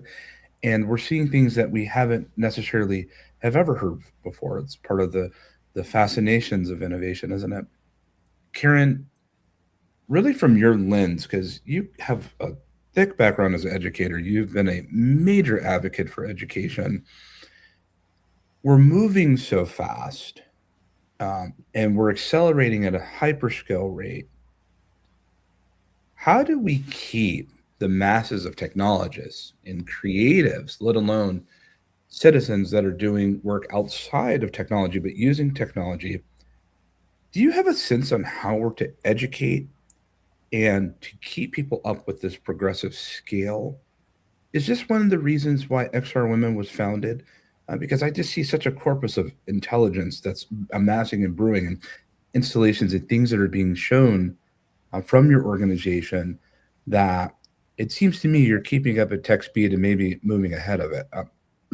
Your thoughts on this, on the academic front, if you will. Sure. Well, yes, one of the reasons we formed XR Women was so that we could learn from one another. This was back in November of 2020. And we were a group of women working in the space, and we did not see equal representation in all the panels and the talks that were going on in the large conferences. It seemed that all the speakers were men, even though we knew there were women, talented women working in the space who had things to say and things to offer. But we also knew that there is power and value in connection and community, and in bringing people together, forming relationships with them. And it's, that is hugely important, that human element of making connections with others. And I certainly have experienced, and I think many others in the XR Women community have, of feeling as if you can really establish a relationship with someone. And then when you have the opportunity to meet them in physical reality, it's totally magic. It really sort of crystallizes everything. It's as if you're re-encountering a long lost. And I think that's really important, to maintain those human connections. How in what ways, and I know that XR Women is really exploring this intersection of XR and AI and how so close these technologies are together. What are some of your four thoughts for all the other community leaders that are here with us today at GatherVerse? I mean, we have a ton of people at GatherVerse.live and X and LinkedIn and YouTube. There's a few people hanging out there always and elsewhere. How do you begin to allow for leaders and companies and startups and organizations to be able to, one, prepare for XR, because many people are studying AI, they're so unaware of XR. And many folks that are in XR, they've been so dedicated to their labors and focus, and they're making sense of AI on a community level, Karen, and a leader level. How do you take that and start to evolve together? Sure. Yes. Well, I think learning together again is so important. Sharing your knowledge with your colleagues, and creating opportunities to share what you know, share your experiences is, everything is moving so quickly, and it's very difficult to stay on top of it. And so remaining adaptable. I think also never losing that critical edge, that ability to examine things with a critical eye is hugely important. So being able to have the trust among a community to be able to say to other members, have you thought about this? Have you looked at this carefully? And what are the implications of what you are doing here? Developing a community of trust in which you can have those kinds of conversations in a respectful way really will help us to move forward in terms of the ethics of this technology that we are dealing with.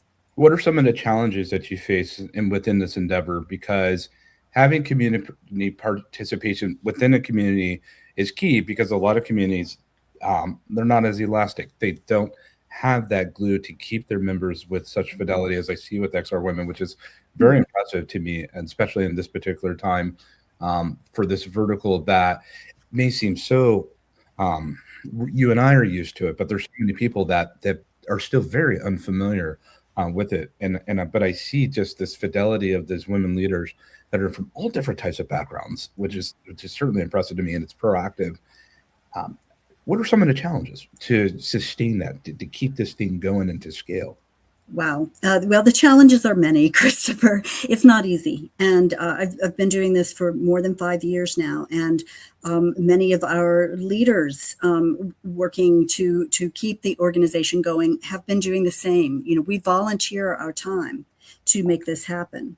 And that comes at a cost, I will say. And but we believe in what we're doing, and we believe in the power of XR to provide new creative avenues for us, to provide new ways for us to connect with one another, to provide new ways to share information and learn about people, places, and things that we might not otherwise be able to encounter in such a deep and rich way.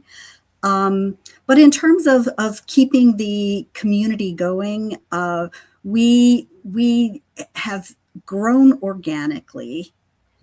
We've had very little funding. We do seek support from corporations. We believe that we are helping this industry, that we are important to it. The work that we do really matters and helps keep the industry going. We do have, as you suggested, women from all kinds of different backgrounds, whether they're working in healthcare, whether they're artists. There's an incredible exhibition right now in the XR Women Museum, curated by Paige Danziger, who's also one of your speakers for GatherVerse. And I highly encourage you all to check it out in Frame VR. And I think that things like the XR Women Museum, with this incredible artwork from 15 different women, helps you to engage with them at their deepest spiritual level. Draw deep in creating the work that they do. And being able to use all these different tools and to be able to bring this artwork to us virtually is really something special.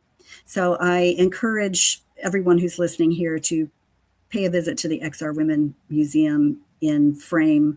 But I think there's also something, there's a sense of a sisterhood, I suppose you could say, among those of us in the space. You know, so many of us have encountered the same sorts of problems, barriers, pushback, being ignored or insulted even, and we understand that, and we can share that with one another, and we can share a moment together about it, and then we say, but okay, we're moving on, we are continuing to move forward, we're going to persist, and we are going to do our best to help make the future a better place through our work with this technology. Sure. Yeah. Shout out to Paige Danziger. She's actually with us in studio, and she'll be joining us for the Rex Roundtable.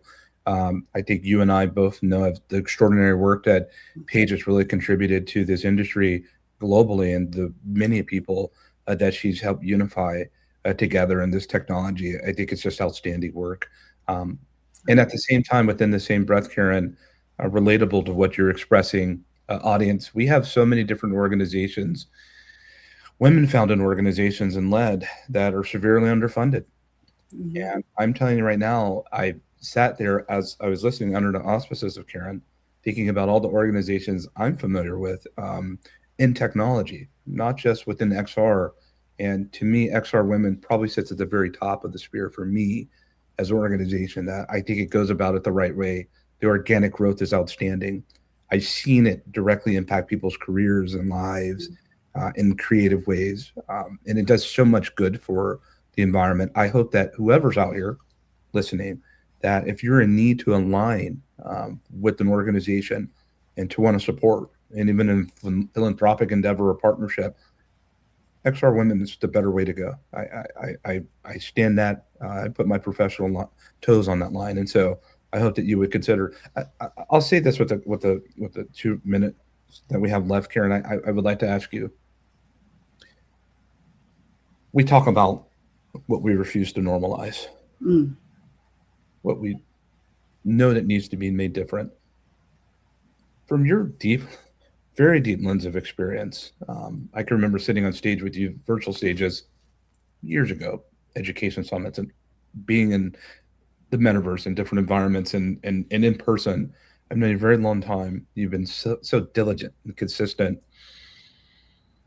What are we refusing to normalize in 2026, and what must change?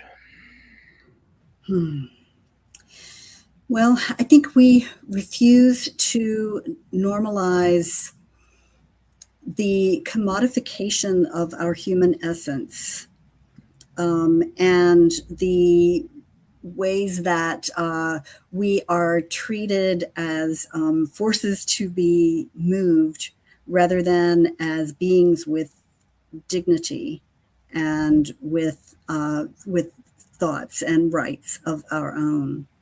I think that we can't normalize the oppression of others. And I won't even start going down the list of what kinds of others those might be. That might take a long time. We can't normalize the denial of the human spirit, the spark that's within us all. That is the essence of who we are.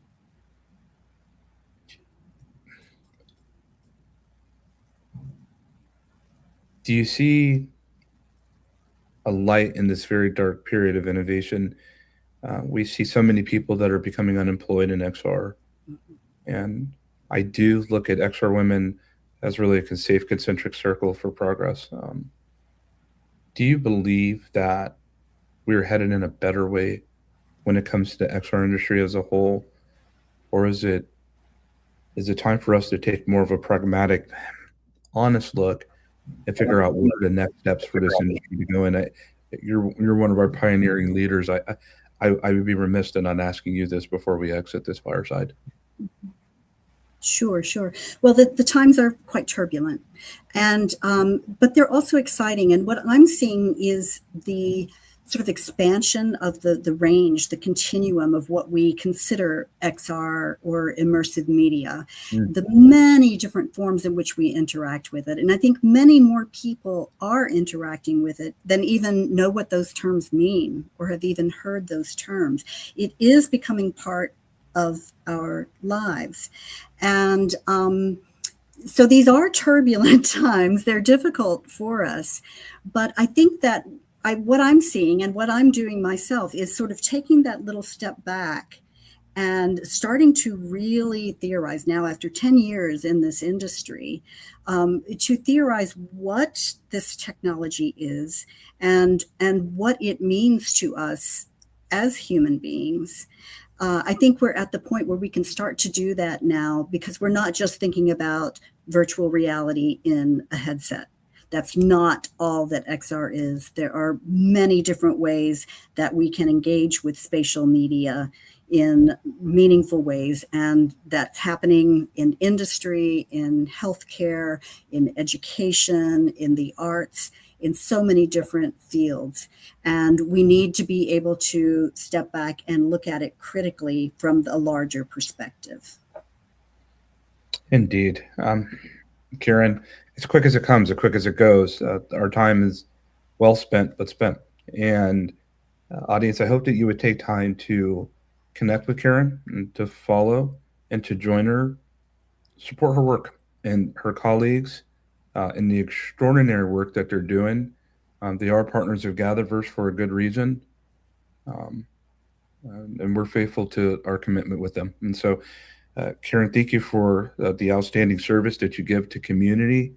And you certainly sit on a level of excellence that I think has been impactful for so many different people, seen and unseen, known and unknown, of the sacrifices that you made. And so thank you so much for taking time to be able to spend time with us here. I look forward to periodically checking in with you here at GatherVerse and going into the world of XR women and to convene where y'all are convening as an ally supporter, just to sit, listen, and participate. Thank you so much, Christopher. It's really means a lot to me to hear you say these things. And I greatly admire the work you have done over the years in providing spaces for many more voices to participate in these conversations about XR and AI and more. We'll look forward to gathering again, but for now, our gather was well. And next time we meet again, may our gather be well. Thank you. Thank you so much for having me. And coming up is a roundtable discussion, our final of day one in GatherVerse XR and AI Summit here in 2026. We just had a heartfelt conversation with Karen Alexander of XR Women, and we look forward to being able to have this next roundtable discussion with some professionals that are afforded to be able to sit and gather with on the topic of human presence in a world of intelligent environments. This is very important pertaining to where we find ourselves at a time of visual intelligence and spatial intelligence and spatial computing. And we look forward to hearing this, and it'll be reared up by our moderator in here with Salvation Shigeroka. May our gather be well.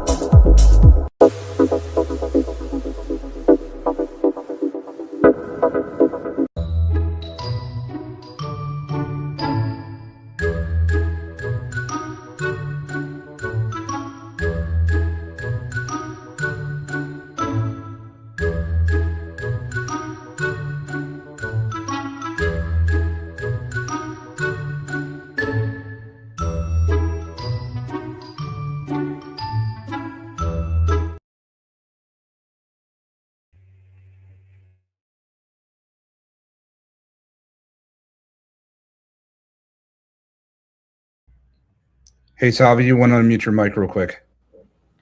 Oh, sorry.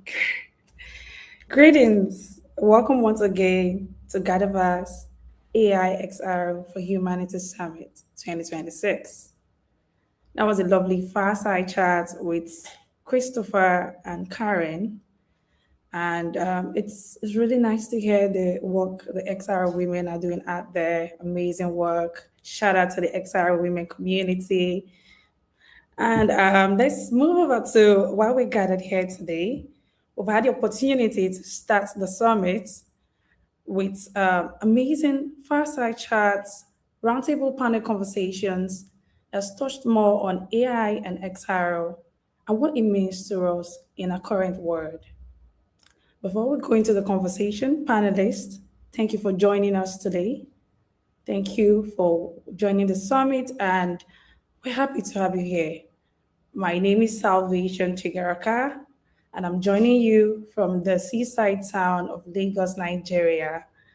It's so good to see each and every one of you. Paige, I see you here. We'll briefly start the introductions. Paige, let's start with you. Please, briefly, a few seconds if you can, tell us who you are, where you're joining us from, and your inspiration for joining the summit. Thank you so much for such a lovely and warm welcome, Salvation. It's nice to meet all of the co-panelists here. I'm Paige Dansinger. I am the current director of the XR Women Museum. You're very welcome, Paige. That was very brief. Thank you. Yeah, so the next person I have, Adelina, please briefly tell us who you are and where you're joining us from, your inspiration for joining us as well. Adelina, you're muted. Kindly unmute your mic. Yeah, so hi to everyone and everyone who's attending today. This is the first time that I'm attending and I'm quite excited and interested.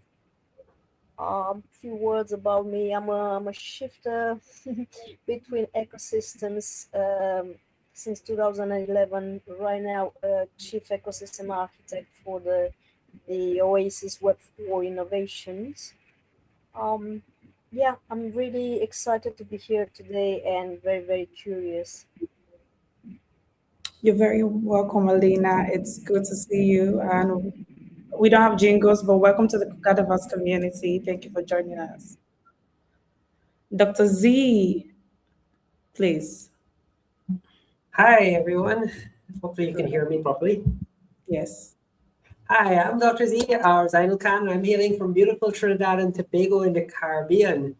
Why am I here is because I am here to help people, or especially coaches over the age of 50, get their content on YouTube. And you do this by using lots of different versions of AIs. So, very versed in both areas. And that's why I'm here. You're very much welcome, Dr. Z. We love to see creators. Jay, please. Hi, I'm Jay Schnorr, co-founder of VetX Solutions in the U.S. In Bend, Oregon, and this is, I think, I've luckily been invited to. I think this is my third summit here on GatherVerse, and it's great to hear all the perspectives, and it's a small community, and I look forward to today's discussion around AI and XR and interpretive environments.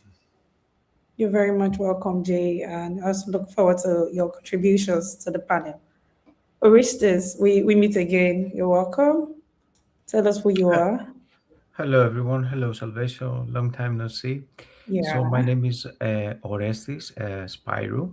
I'm the founder of GatherVerse, which is a consultancy firm based in the Netherlands, and I'm focusing on the digital transformation of a cross variety of sectors, agriculture, education, but also arts. So it's good to see you here and discuss again for one more time the power of disruptive technologies and how this can be embedded in society. Thank you very much. You're welcome, Orestes. Orestes is a very creative artist. Very much welcome, Orestes. Raju, please. Good morning or good afternoon. I'm Raju Mudmari and I'm from Texas, San Antonio. I'm here to first time to participate in the roundtable panel. Thank you. Thank you for the opportunity. You're very much welcome, Raju from Texas. Good to have you all panelists. Shall we begin? Great. The topic for today, human presence in a world of intelligent environments. I want us to take it a bit slower here. Let's define what human presence in a world of intelligent environment means to us. Paige, please. Let's start with you. What does it mean to you to be present in an intelligent environment? You're muted, Paige. Kindly unmute. Thank you. When we think of the built environment, often we're considering like concrete shapes, right?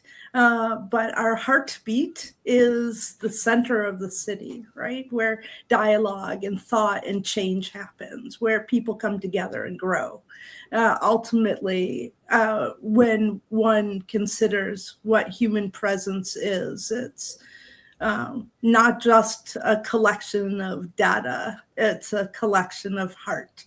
So, I really believe that the best built environments would be responsive to that through immersive, creative, and data-driven technologies.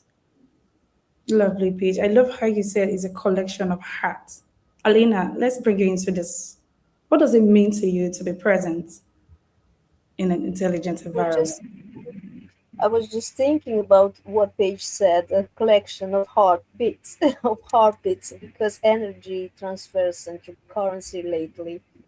So I'm also thinking about just being in meta, being present in the environment that is actively watching and responding to you means remaining the sovereign author of your own inner experiences and actions, even as the system itself continuously senses behaviors, emotions, vital signs, or attention through responsive nodes or AR layers and even more technological features. I mean, it involves the conscious affirmation that you are a living, feeling human and not just a collection of data inputs while you're exercising, a clear choice over what information you wish to share or wish to keep private. Totally. Alina, when you go into the XR world, for example, as a person, how do you express yourself with other person? I'm trying to get what you mean by trying How to be do I? like when you are in an XR world, how do you express yourself creatively with others? The creative, okay. I think I'm just exercising through some clear choices of what information to share, what information to build sometimes, and what information to keep private. And I think creating this kind of presence and really means supporting and creating protector agents that guard or safeguard personal boundaries and identity nodes that keep me or people like me um, um, allow us to maintain self-awareness and ensure that this kind of environment acts as a reflective mirror rather than an overriding force, if you know what I mean. Yes, I get what you mean, Alina. Thank you for sharing your perspective on that. Let's move the question to Dr. Z. Dr. Z, what does it mean? You're creative, you create content, you're a coach. What does it mean for you to be present in an intelligent environment? Oh, I find it extremely exciting. I'm gonna take a different spin on it. I'm looking at it from a marketing point of view. As a coach, as a creator, one of the things that this intelligent environment has created is the ability to reach more people. When in the past you had to depend on television or radio or print, now you can literally get on YouTube or on TikTok and reach 1 million people in less than a few hours and be able to share your amazing content, your amazing information with these people. So I think this intelligent environment creates a real opportunity for us to really get out there and showcase our talents, showcase our abilities, showcase our experience. I work with coaches over 50, and honestly, a lot of them are struggling with this environment because they get overwhelmed by the technology. But this intelligence is so amazing. I mean, it is a world that's constantly changing and absolutely exciting. Totally, yeah, I agree with you, Dr. Z. Let's hear what Jay has to contribute to this. Jay, would you like to chime in? Yeah, sure. I mean, we've been exploring intelligent environments. I was really excited when AI first came on the scene in XR, in design and creativity. But I really am moving more and more towards a skeptic in this space. Environments that now are interacting and interpreting humans in that space. You're not just you and I in this environment behind me. Like, it's not just pretty. There's actually an environment taking place that is an actor inside that scene. And I just, you know, part of my whole thing right now that I'm trying to think through is, you know, basically invisible influence that feels like convenience. You know, this is something that we've been warned about in a multitude of authors and books long before we actually arrived here in this space. And Dr. Z, I'm push back on you a little bit there.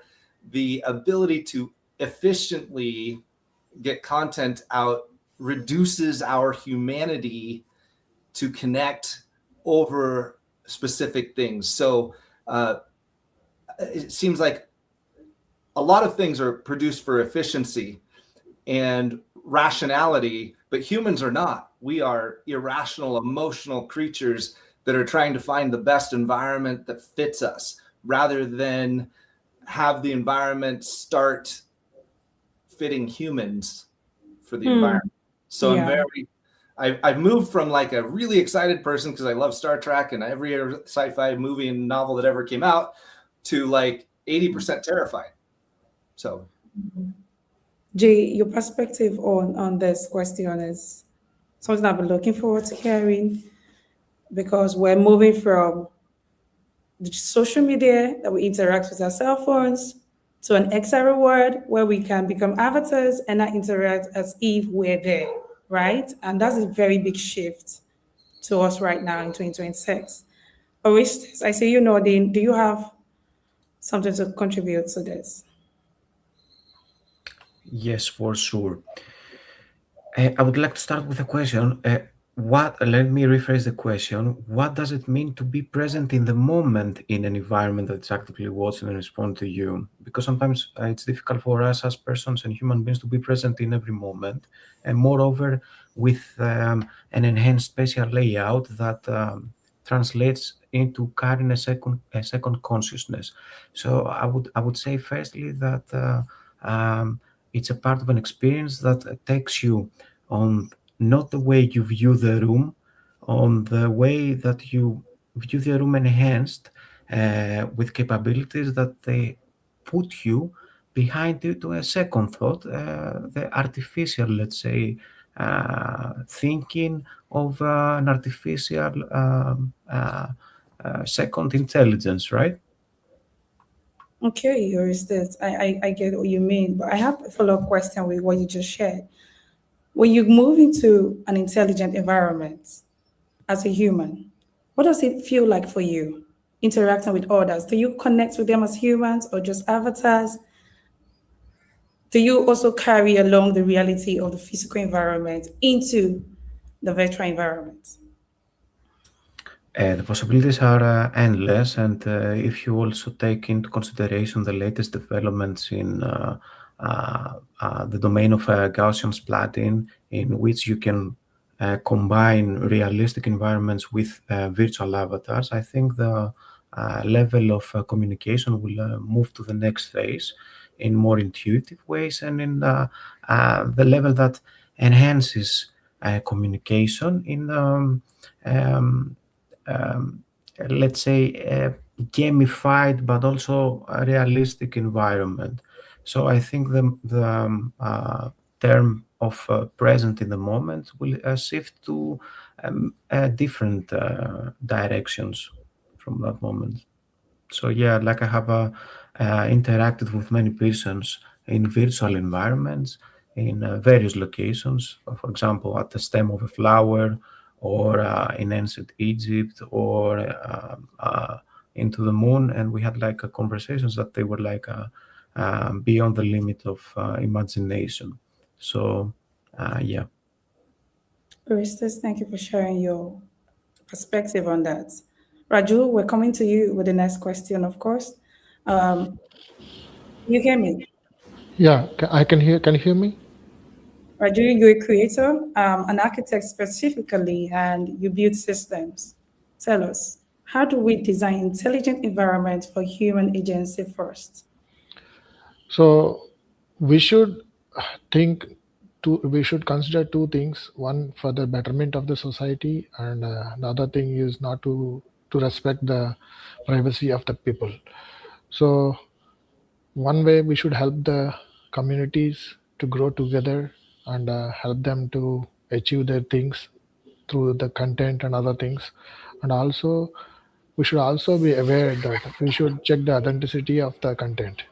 So I mean, people should not directly, so there should be authentic check for the content that is provided in the environments. So everybody cannot put whatever they like and whatever they feel that is good for them and for the other people. Okay, and there should be some controls for the various people, like basing on their age and other things. So because a lot of people use it for different purposes, so I feel that there should be a control on that, what content is visible for the which type of uh, people and other things. So in other way, so in this present, I mean, in this presence, we can say that presence is no longer just physical; it becomes relational. You are present not only to other people but also to systems that observe, interpret, and react to you. This can heighten the awareness and convenience, but it can also dilute presence if individuals feel they are performing for the system rather than simply being in a space. I agree with you that we should design for the people in mind, and also with the data privacy, or you mentioned with control and all that. I'll take it to Jay. I'll take it to Jay. Jay, what does designing for the human agency is to you? I think that we've been really excited to get these environments and these spaces going, but one of the things that comes to mind for me is human agency is based on judgment from who you are culturally, gender, pronoun, whatever. It comes from a space that is unique. And you have a public sphere and you have a private sphere. And when we go into these digital environments together, is it all public? Is it all private? In terms of, if I go to your house, Alina, I'm going to be very respectful and be in your house if you invited me as a presence to your home. If I create a designed environment and I add an AI in there interpreting data, Raju, you do need control and moderation. Doesn't that directly take away from my agency just by its very fundamental nature? So like, can we really design things with human agency in mind, especially considering, the cultural and the individual aspect that each of us bring? And as soon as you add a moderator, you're doing that to control the worst behavior. And it's not a social norm, it's a moderator and it's a control. And you can't help but collect data if you start using AI for that moderation. So just a host of things I would challenge. I don't know that we can design these environments truly for human agency without rethinking even what that means. Yeah, I agree with you, Jay. I totally agree with you on that. It brings the thought of, are these systems supporting choice, or are they replacing the choices that we have as humans? Let me take it over to Paige and then to Alina. We'll go back to Dr. Z. But Paige, you are a community leader. You're involved with creating community engaged initiatives. How do you interact with these intelligent platforms? How do you safely interact with it, knowing that the people coming here are humans first? They have choices, they have data, they have privacy. And tell us. Sure. Well, at XR Women Museum, our foundation is rooted in using creative technology to amplify women and gender expansive people.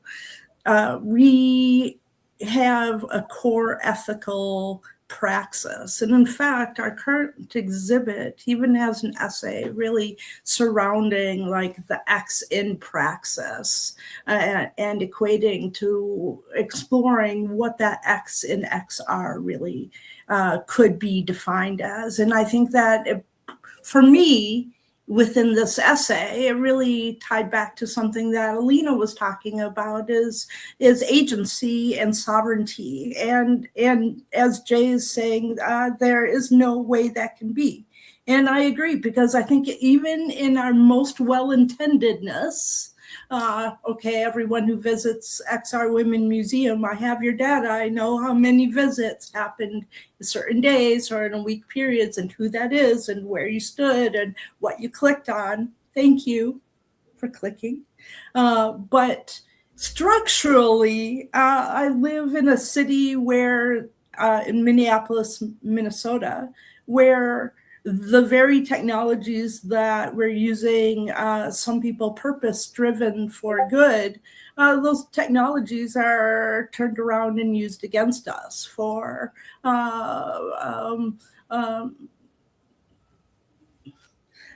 surveillance, for and we know that surveillance technology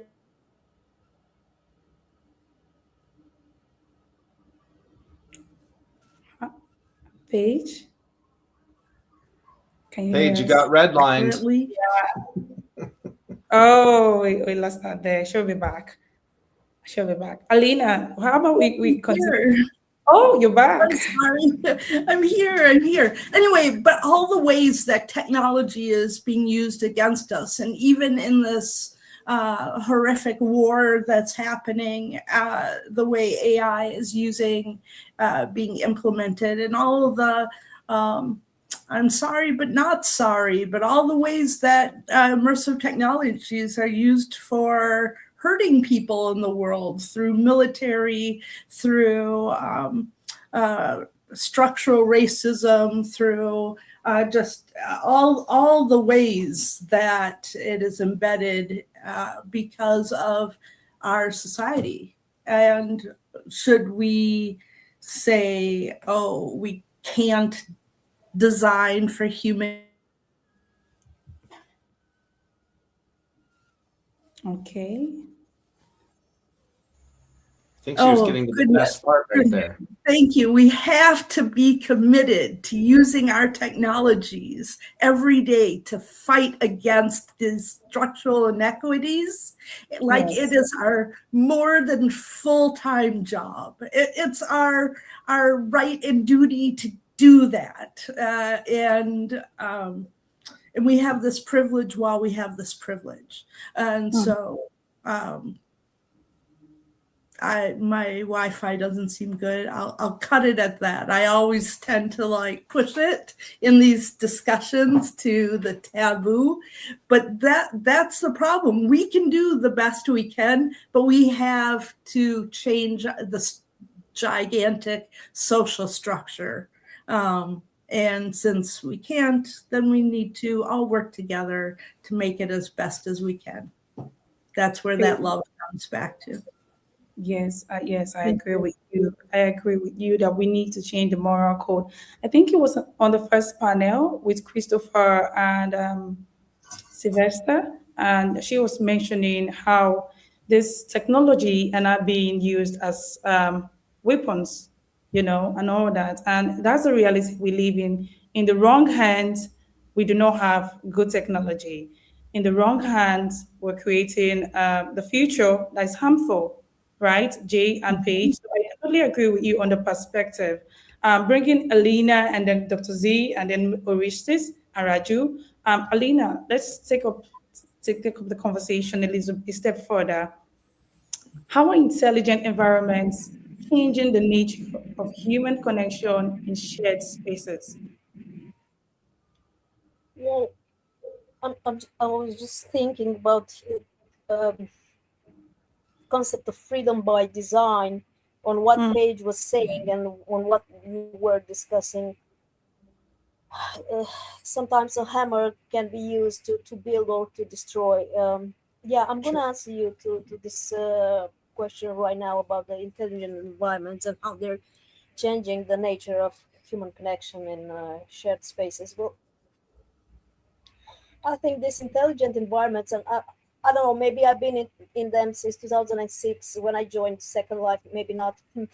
I think they can improve connection by subtly sensing shared group moods, needs, applying Dield's pyramid or Maslow pyramid, doesn't matter.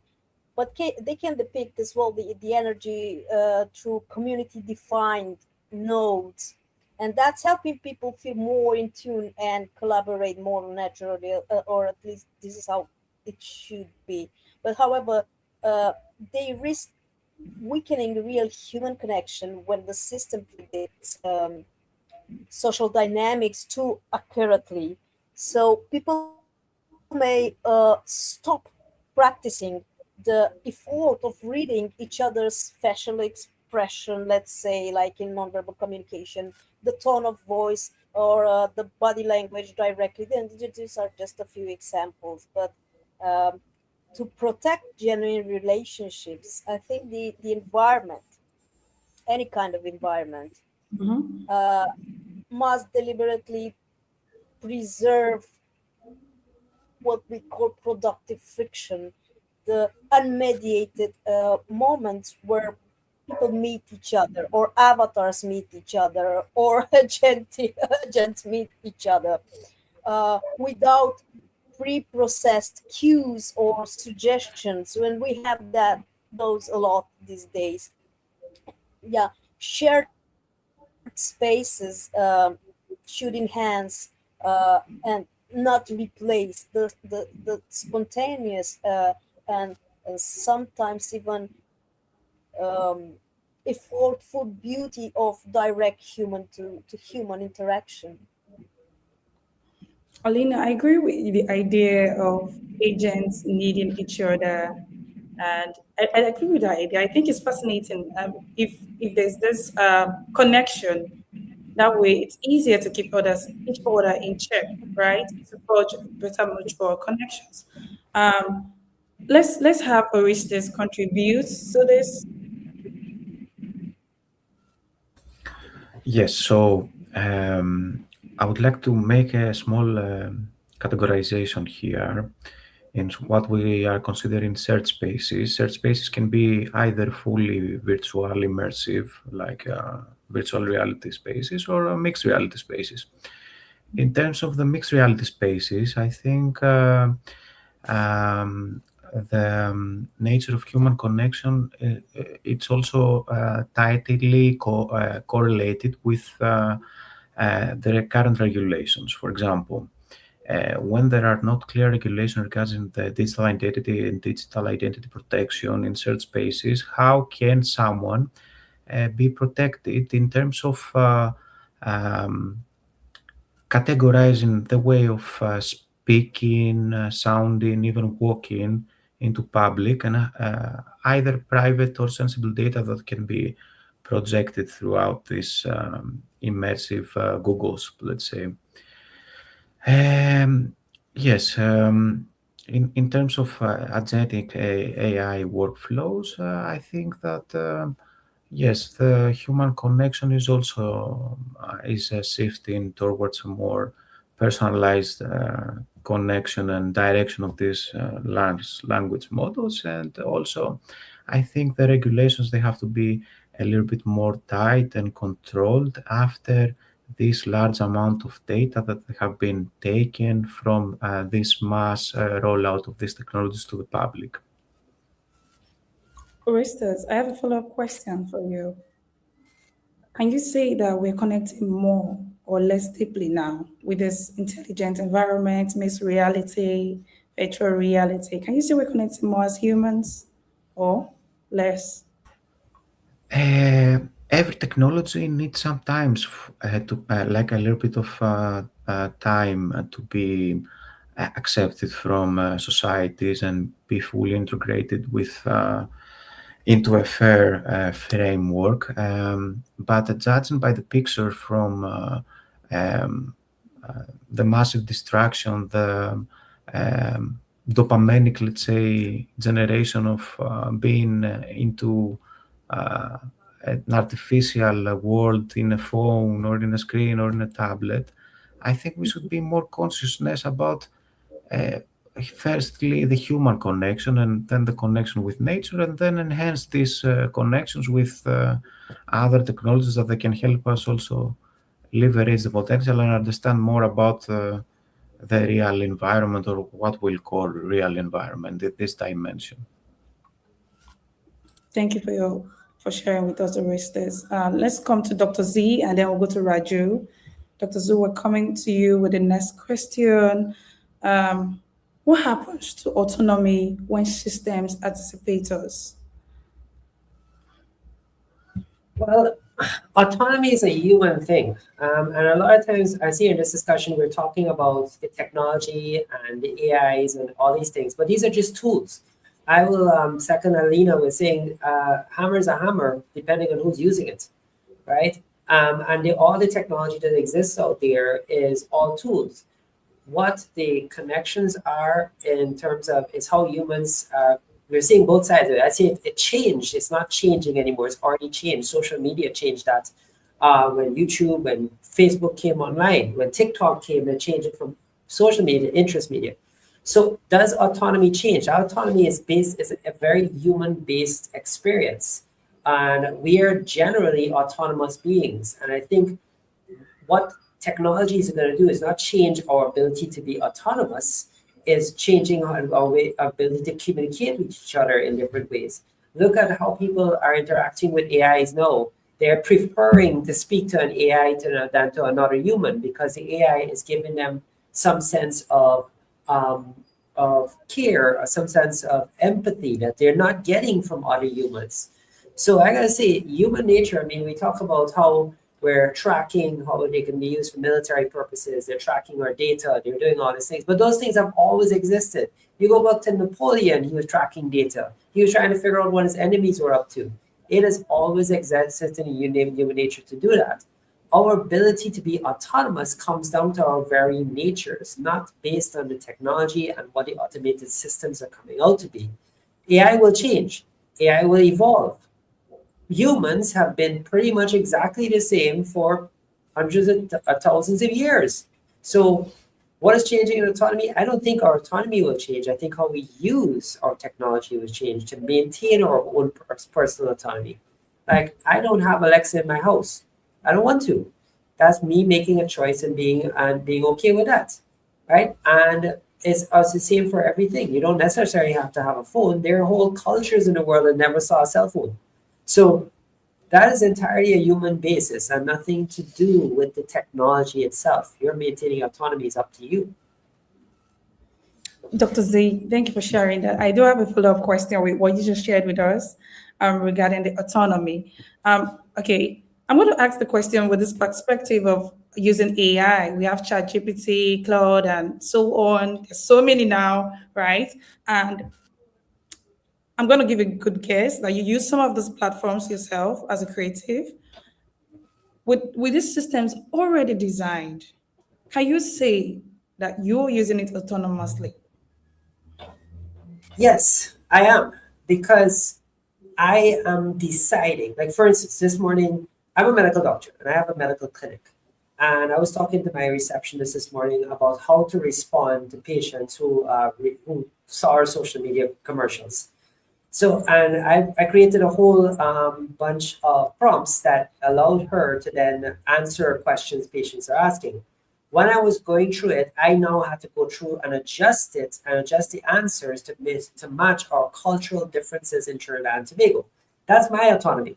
Yes, I'm using AI, but my intelligence, my years of experience, my years of training slips in there and says, okay, this doesn't work, this doesn't work. So I treat AI as an incompetent assistant, right? I have to review all their work all the time. And I know that it will make mistakes, it will put in things, it's always trying to please you. So it will do things that it thinks is doing something for you. You as a free thinking individual now have to sit down and make a choice. Do I use this or do I not use this? Do I adjust it to match what I want to see? That is autonomy. Not the fact that you're using AI. AI is just a tool. That's it. A scalpel in the hands of a surgeon can save a life. In the hands of a thief, it could stab somebody. Right? So how do you use that tool? It comes down to your choice. And that is what I consider to be the autonomous individual, the free thinking individual. Thank you very much, Dr. Z. That is such an interesting take. I'll bring it to Raju. Raju, if the Yes, ma'am. systems are already designed, are we still able to decide? Yeah. So final decision should be the human interaction, and the human. I mean, whoever is the final decision, they should take the final call whether to whatever the system proposed solution is acceptable to you and for others. So, man, at this point of time, it is too early to comment that the system is not biased, but over the period of time when somebody may prove it wrong because it may be biased. So when we have the instances in the past, some of the social medias are biased and they are giving the information that they have it, and they are giving and selling it to the political and other things. So I'm not going to that way, but I can say final interaction, final decision should be in the human thing, and that tells us we should be more cautious while taking the final decision. We should not rely totally on the machine or the programming, whatever some others did, because we know. See, at the end of the day, everybody builds a system and some other things for making some money, right?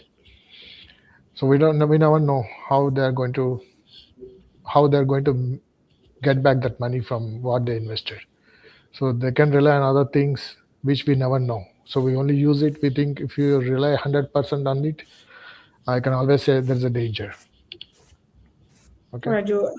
Raju, when you say the system is biased, I totally I have an understanding towards what you just shared with us now on being biased, and with the profit now in mind.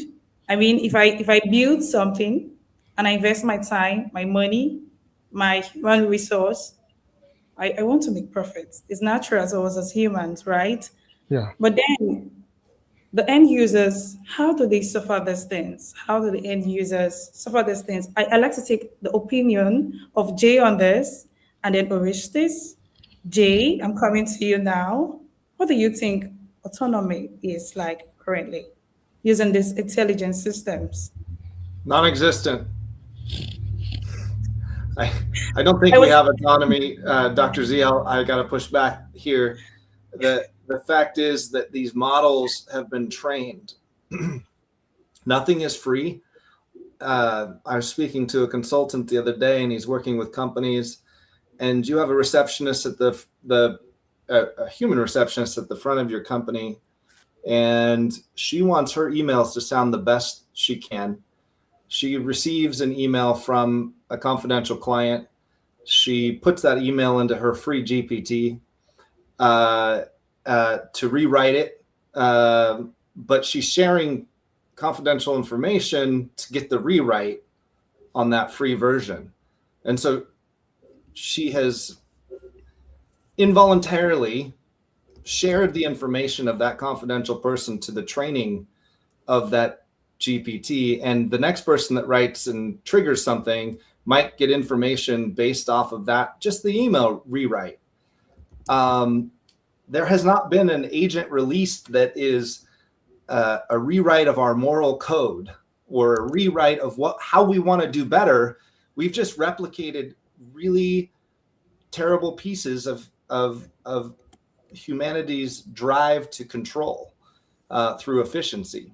And I think that, I mean, if you look at these, all the major AI systems, there's not been one company that's come out and said, gosh, we want to make an AI that truly is moral, has a moral code. And of course, we all define morals differently. But if, you know, in general, our current world, our human world is defined connection on common ground with each other. Not to control your connection with me or me, you, but to try to really find common ground and to treat each other with dignity and respect. Now, there are some universal morals that we've never adopted as a globe for what dignity and respect means. And there's no AI bot or LMS out there right now that is focused on dignity or connection. It's focused on efficiency, control, and power. And so you may use that scalpel, but that scalpel already has some poison on its blade, whether you're going to be cutting out a heart or stabbing the thief. So I don't think it exists. I think we are entering too rapidly a phase of, back to my original thought of convenience veiled or power and control veiled as convenience for us all.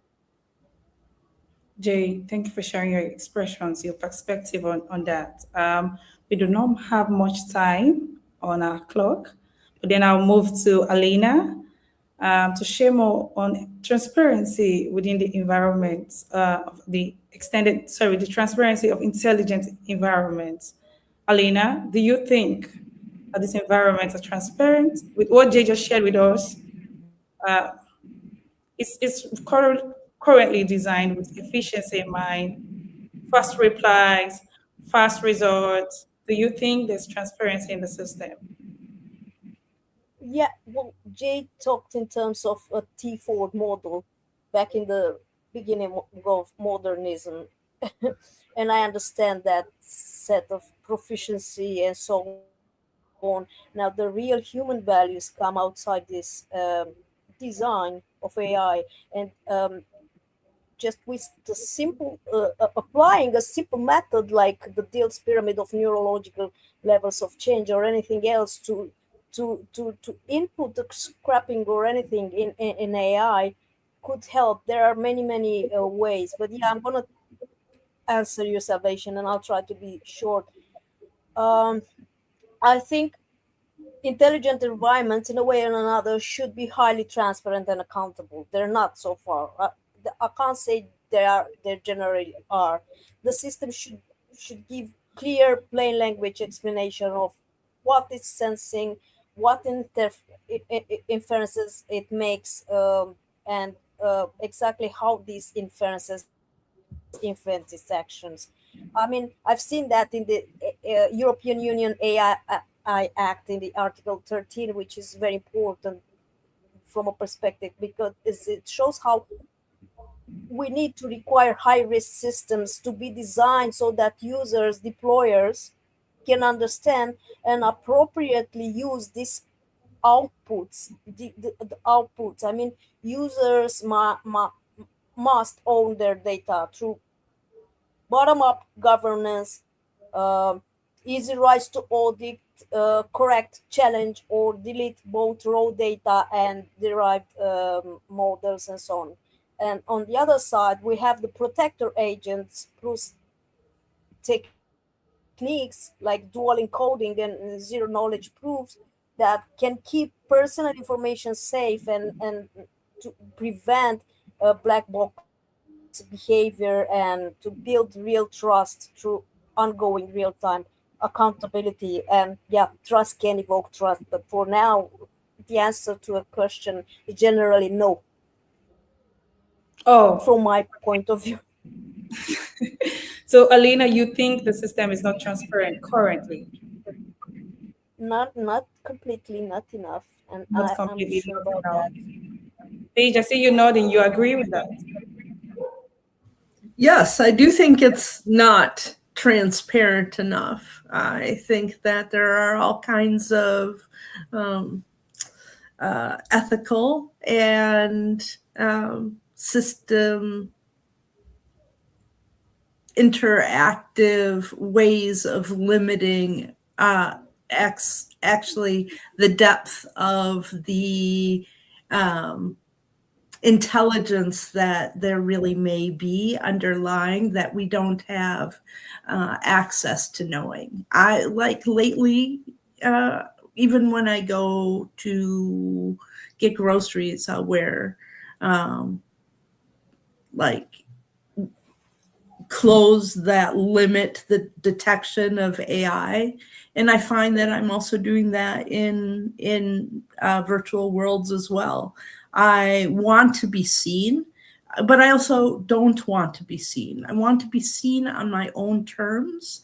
And since those terms are not transparent, and certainly not transparent enough, and not necessarily on my side,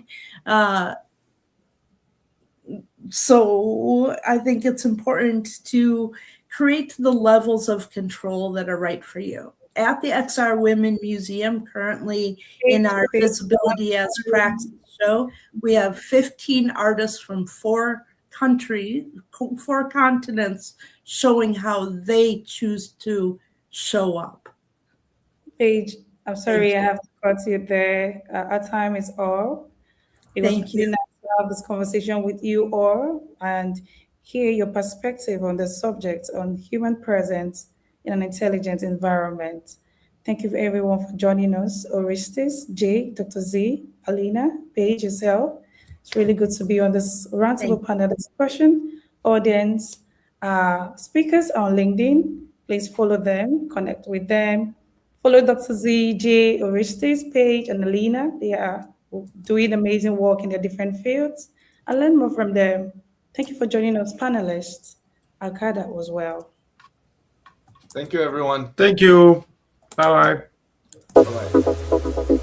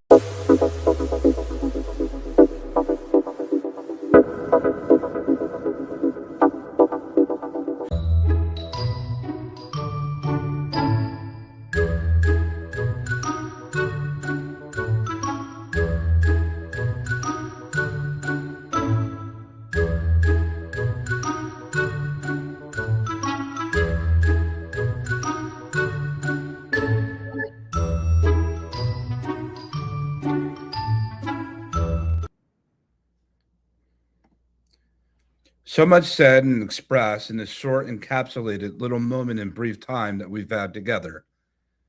This concludes GatherVerse AI XR for Humanity Summit 2026 Day 1.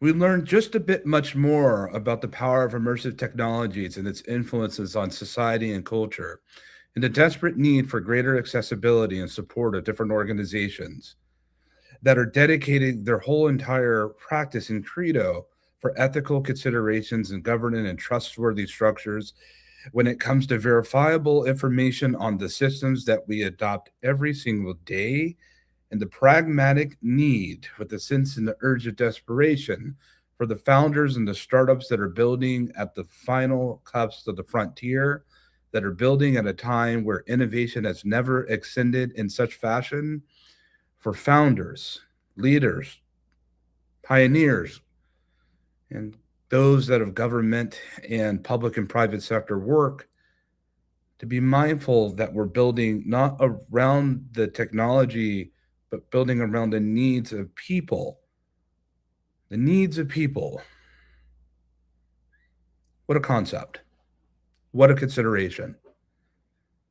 That we have these dialogues and discussions here at GatherVerse for a reason, with express intent and purpose from all of you that are joining us from around the world, transmetropolitan and transcontinental, various different places and locations in the world. This is the most important and urgent time that we find ourselves in at the height of innovation today, contemporary to our time. And we must ask ourselves, what will we do with the time that's given? Who and what will we build and innovate for, and why?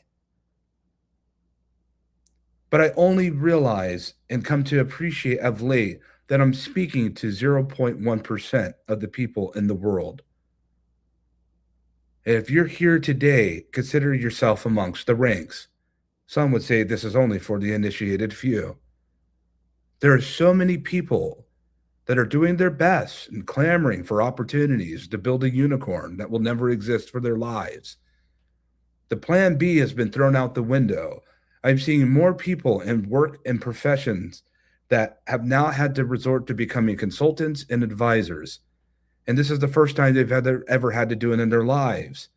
They've been fired, let go, dismissed, terminated from their positions of work in which they've been dealing with and engaged in their whole lives, while students are graduating and they have no place to land. But people are able to take these tools that are available and to use these tools and to build the way forward. This is the time for innovation ethically, with the moral imperative that when we build and focus on accessibility, ethics, when we focus on trust, safety, and privacy, and wellness, equality, and community and development surrounding these incredible and extraordinary things that we innovate, that when we do this with people in consideration for human betterment, planetary betterment, wellness, then I believe that our platforms could go much further ever than the intended currency of what it is that we think that we need to fuel them. Heart power still exists, and heart power is far of a more potent and greater fuel and sufficient to get us where we need to go. This is our 43rd Global GatherVerse event, and we have no interest in letting up and taking our foot off the gas pedal whatsoever. We have a day 2 that comes tomorrow, and we have many speakers that are coming for that. We have an XR Evolve Summit that's coming up. We have an AI Evolve Summit that's coming up. We have a Women's AI Summit that's coming up in September. We have an Animal Summit, and we haven't announced it, though it's on our site. We'll be announcing those soon. We have many summits that are coming up and more that we're brewing, that we're preparing for. Why? At this free event, at this free summit, why do we do this? Because if not us, then who? Why do you attend? Because your heart led you here. And to me, that's made all the difference. I've always said that the day we close GatherVerse is the day that no one shows up. And clearly, we've still more miles to go. Thank you, everyone, for attending. Tell a neighbor, tell a friend. The GatherVerse was on today. Take what you received, share it with a stranger, a colleague. Build better than what we built last night, than what we built before, because the generations to come to arrive are watching. And what will we say to them of what it is that they are soon yet to inherit? For GatherVerse AI XR for Humanity Summit Day 1, our gather was well. And on tomorrow, if we're so fortunate to meet, may our gather be well, in peace in the Middle East.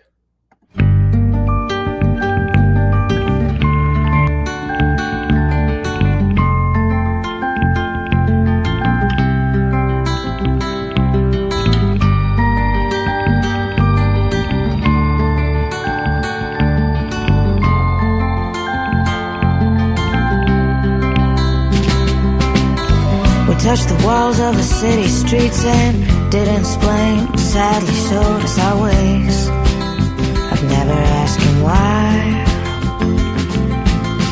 Cast down, it was heaven sent. To the church, no intent to repent. On my knees, just to cry.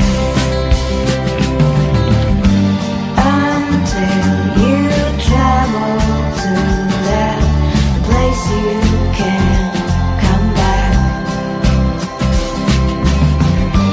where the last pain is gone and all that's left is black. Gray nights, he's coming to me, and someday they'll punish my deeds and they'll find all the crimes. But then they ask when they're gonna see them. Then they're gonna ask to feel the ghosts, the walls, the dreams. Well, I've got mine. At last, those coming came and they never looked back. With blinding stars in their eyes, but all they saw was black. Fooled them, hoping to seem like a slayer of evil, but the product of greed. And it's not a mask, so be honest with me. We can't afford to ignore